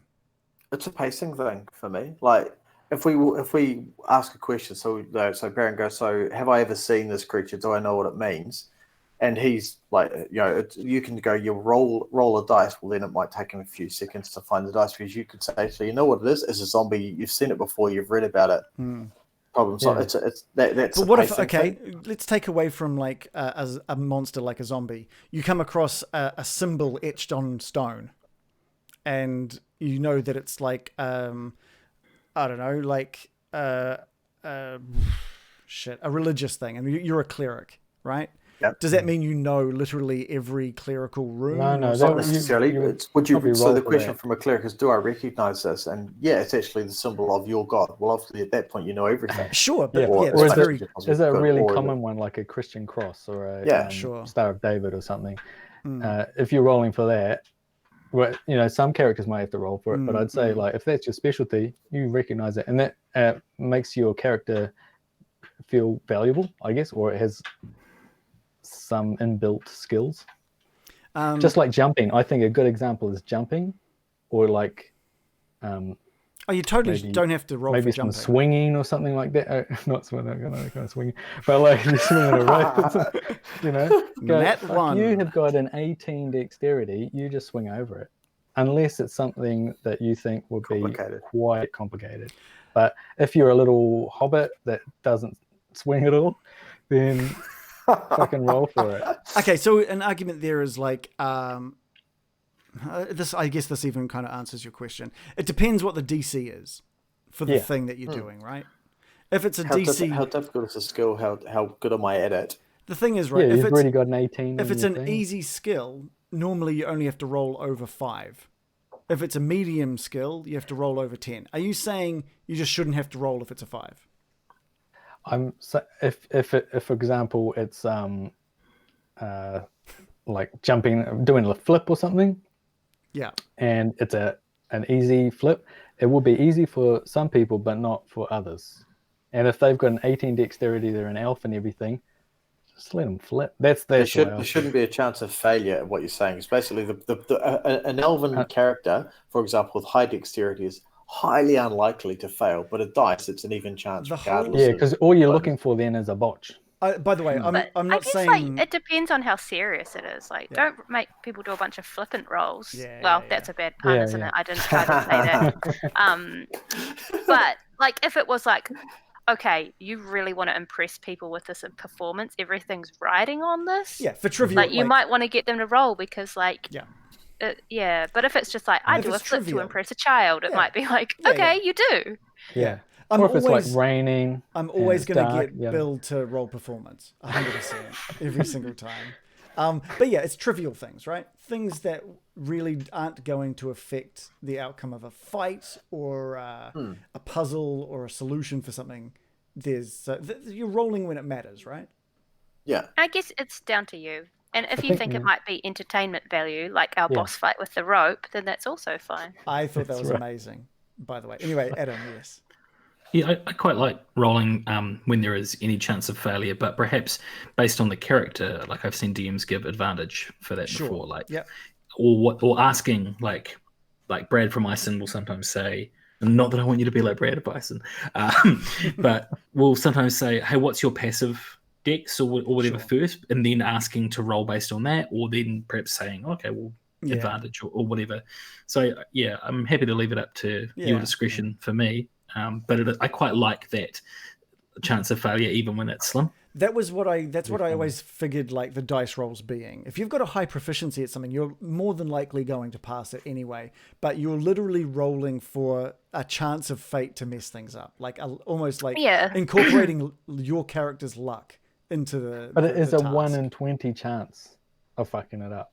But then if you've got proficiency, it's 1 in 20 plus about 6. Or 7. Not if you get a 1. But if you get a 1, I can just how you treat that 1, Reagan. It's like if we roll a 1 and it comes out a total 8, is that a crit fail or does it count as an 8? It's not I wouldn't. I heard that's not meant to apply to skill checks somewhere. I think. Yeah, so I guess that would be more realistic. If it was like a 1 plus 6 and you got a 7 and you needed to get a 15, then I might act up the crit fail side of things because you failed no matter what. But if it was like if you got a 1 and you got a plus 7 and you only had to roll a 5, then you passed. It's not a problem. Yeah, like maybe it's like a star athlete doing like the worst jump they've ever done, but it's still like pretty good compared to everyone else. As an analogy. Yeah, Pericle said if failure isn't interesting or consequential, just let it succeed, which I think is what you're basically saying there, Shannon. Yeah. If it's not interesting, if it's not consequential, saying, like, why roll? There's ways to make the character feel like that's their specialty or something. Yeah, I gotcha. And boom. Yeah, that's a good point. I guess the thing is making sure, and that would encourage you guys to look at ways that you can use your skills, including things like if you've got proficiencies and tools and stuff like that. Because there's so many skills that we don't use. Like you have like Alyssa stuff, and I probably haven't touched a third of what Loris is good at, supposedly. We should bring Spot Hidden in. Spot hidden. No, Spot God, hidden. Spot hidden. Oh, Yeah. dear. And Roll for Damage has asked how we handling critical hits, which is, I think, the typical rule.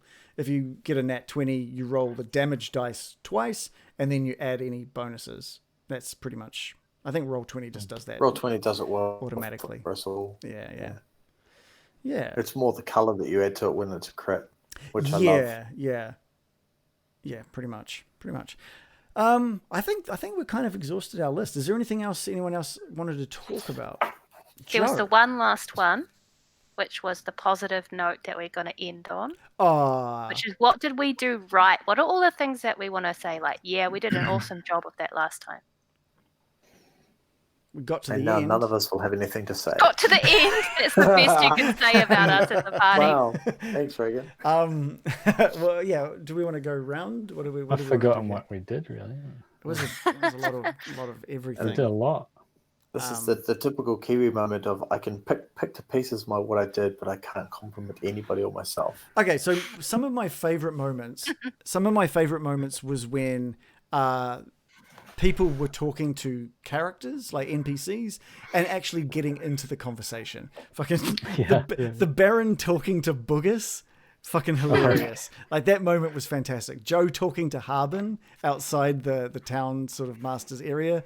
That was just fantastic because that was just a great conversation. And Bill talking to Gil was awesome.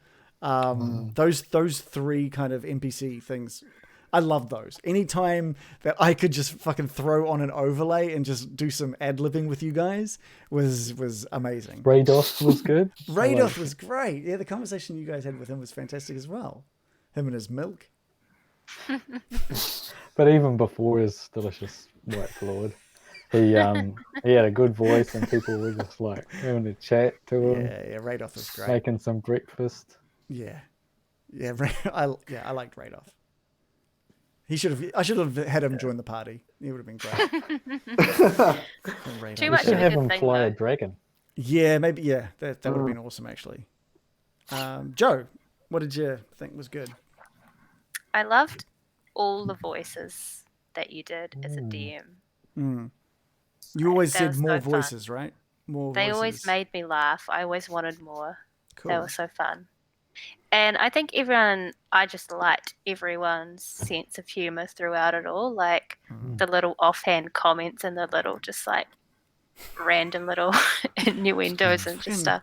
Hard on. I would never want to Dilda. play. I would never want to play like a completely serious campaign just because Those it's were like my favorite bits. all of the little jokes were my favorite. Yeah, cool. Shannon. Yeah, well, those are my favorite bits. All the laughs. Yeah. And yeah, and they're always good when they're related to what someone's just attempted to do, you know, or they've just discovered or have failed to notice.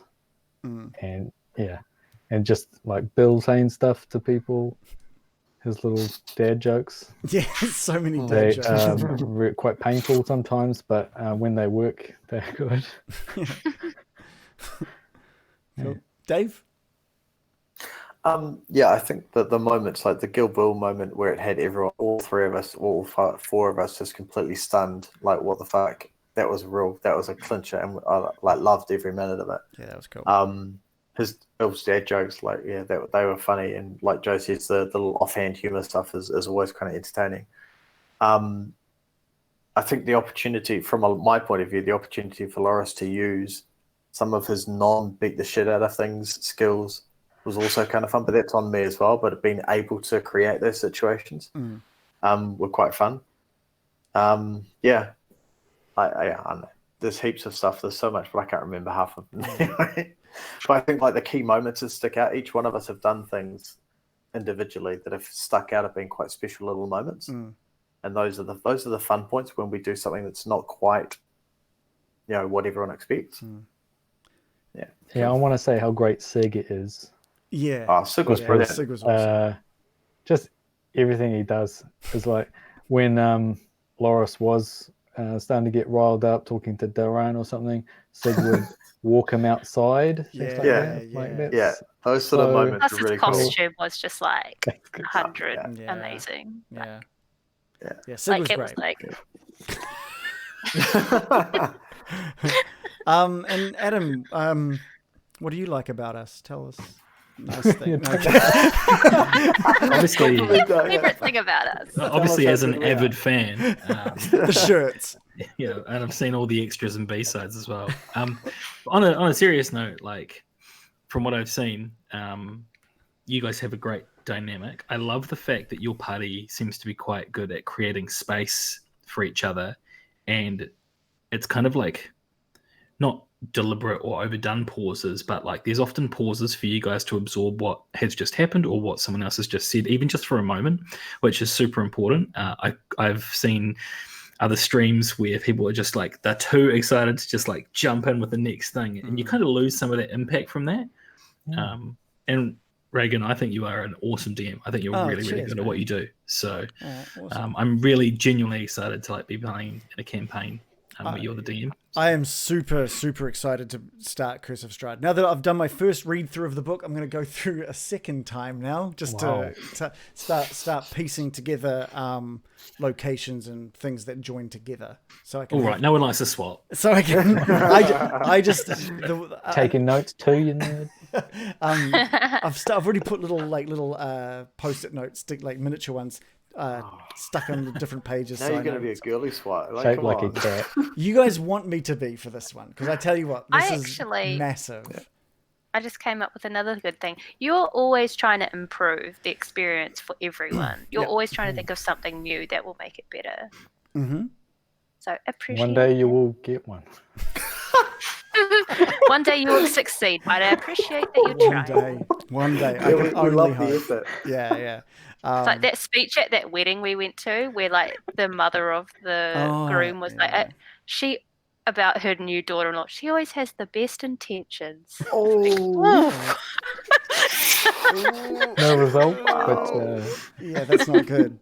Speaking of things that to like help out, I was wondering whether I should do like when we had the Call of Cthulhu, I paid for that little voice thing so I could put on the old timey voice. Do you guys want me to affect the voices that I put on, or just go with my normal voice, which is less work because I can just put on the voices, or I can add effects for different things. I think there might be occasional times where I do it for like ghostly, ghouly characters if there is anything like that, but we'll see. As long as you don't go full Bane, because I want to actually understand what you're saying. Honestly, Needle's voice was based on Bane, just a little bit, speaking of which, okay, let's talk about improvements for the stream moving forward. So we will have some new shirts at some point, which we need to work on a design for that, which should be really cool. But also, I'm looking at I'm deciding what I want to do for a new intro, because I think there needs to be a new intro for the new season. So I want to get that sorted. And we were looking at ways. We were talking last week about ways for. We were looking at removing the spawn a Billy system, because Billy's not going to be in this one. So how can we spawn, or what can we spawn? And we've come up with a pretty cool idea, that the idea being a reward or penalty system that is determined by the spin of a wheel for the players. So effectively, at a certain point, at a certain donation point, time within the world stops. The players are frozen. All they can do is move their heads and see this character that has appeared with its wheel. That wheel is spun, and that character points to one of the characters, and that character gets what has been spun. It could be good, it could be bad, but it'll never be game breaking. I don't want it to ruin the game completely. I want it to be fun for people who are putting money towards the stream. But I also, again, which is the most important, is that you guys are looking forward to it when it happens. Because it could be great, or it could be really, really interesting for the situation. It sounds similar to the magic table when one of the sorcerer takes a particular thread, and it's like the magic table. If he uses magic, he rolls a D100 and something happens. It's like wild magic. Wild magic. It's a really it's like, right. Do I use this spell? Because if I roll badly, I could literally be floating for the next hour. Right. Well, yeah, it's very similar. There are some really cool things that happen, and it's like, wow. I'm trying to decide whether I want to make 2 wheels. So one for when you guys are in combat and it occurs, and one Ooh. that for when you're not in combat and it occurs. Because I just feel like if you had things like you get back your HP, that kind of sucks if you're just talking to an NPC in a village somewhere.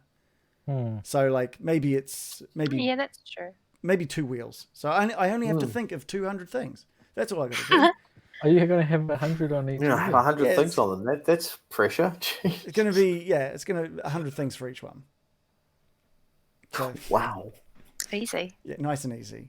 It's only 2 tables. What are you talking about? You could just Google tables of things to happen and like apply it. Again, it's finding something that, like, because I have been looking at tables, and it's like it's finding something that's interesting for everyone, but not breaking the game. That's actually quite hard, because if you think about the subtleties of it, what if you guys are trying to convince someone of something, and then the moment happens, and you spin the wheel, and I curse you all with like hate. You've all just got hatred for an hour or something like that. And suddenly this moment that was looking so good has just been ruined by the viewers. So it can't be game breaking. You should do like spaghetti legs. And yes, it will be Your legs tailored. now turn to spaghetti. Or Yeah, that's what I think. you're now like totally oiled up. Yeah. Or Yeah. Wow. you get a free Yeah. massage. Yeah. And yes, Pericles, it is going to be tailored for the Curse of Strahd. It won't just be like That's just cool. a random thing. But yeah, I like the idea of it being things like, you've grown fangs, and it's like that would actually mean a lot in this world. They're only there for like an hour, but you're just like you're suddenly super aware of covering your mouth, or maybe not being the one that talks to people, that kind of thing. Yeah, so it's going to take a lot of thinking, but I'll put something You've got together. 2 weeks. I've got or 2 a week. weeks. So so we've got 2 weeks. In 2 weeks' time, we'll be going live with session 1, which will be here before we know it. But I think we'll call it at that. If you've been watching and you like what we're doing, please give us a follow. And if you've got Twitch Prime, you get like 1 free sub a month. So feel free to jump that. It won't cost you a thing if you sub to us using that, which would be super, super thankful. We've got a Discord link down below as well. You can come and talk to us about D&D and the Curse of Strahd, and no spoilers though. Because we're pretty much on there every day. If you want to see what we did in our last campaign or what we did recently with Call of Cthulhu, there's a YouTube link down below as well. And our original campaign is in podcast format wherever you get podcasts. Which, by the way, we're getting some decent views or listens on that. Like, it's awesome. It's awesome. Really stoked. Every time I look at like Spotify's like stats, I'm just like, yeah, that's cool. That's cool. Yeah. Anyway, that's us, I think. So we'll see you maybe next week just for a chat session, but definitely in 2 weeks' time at the same time. So we'll see you then. Goodbye, everybody. Let it. Ciao.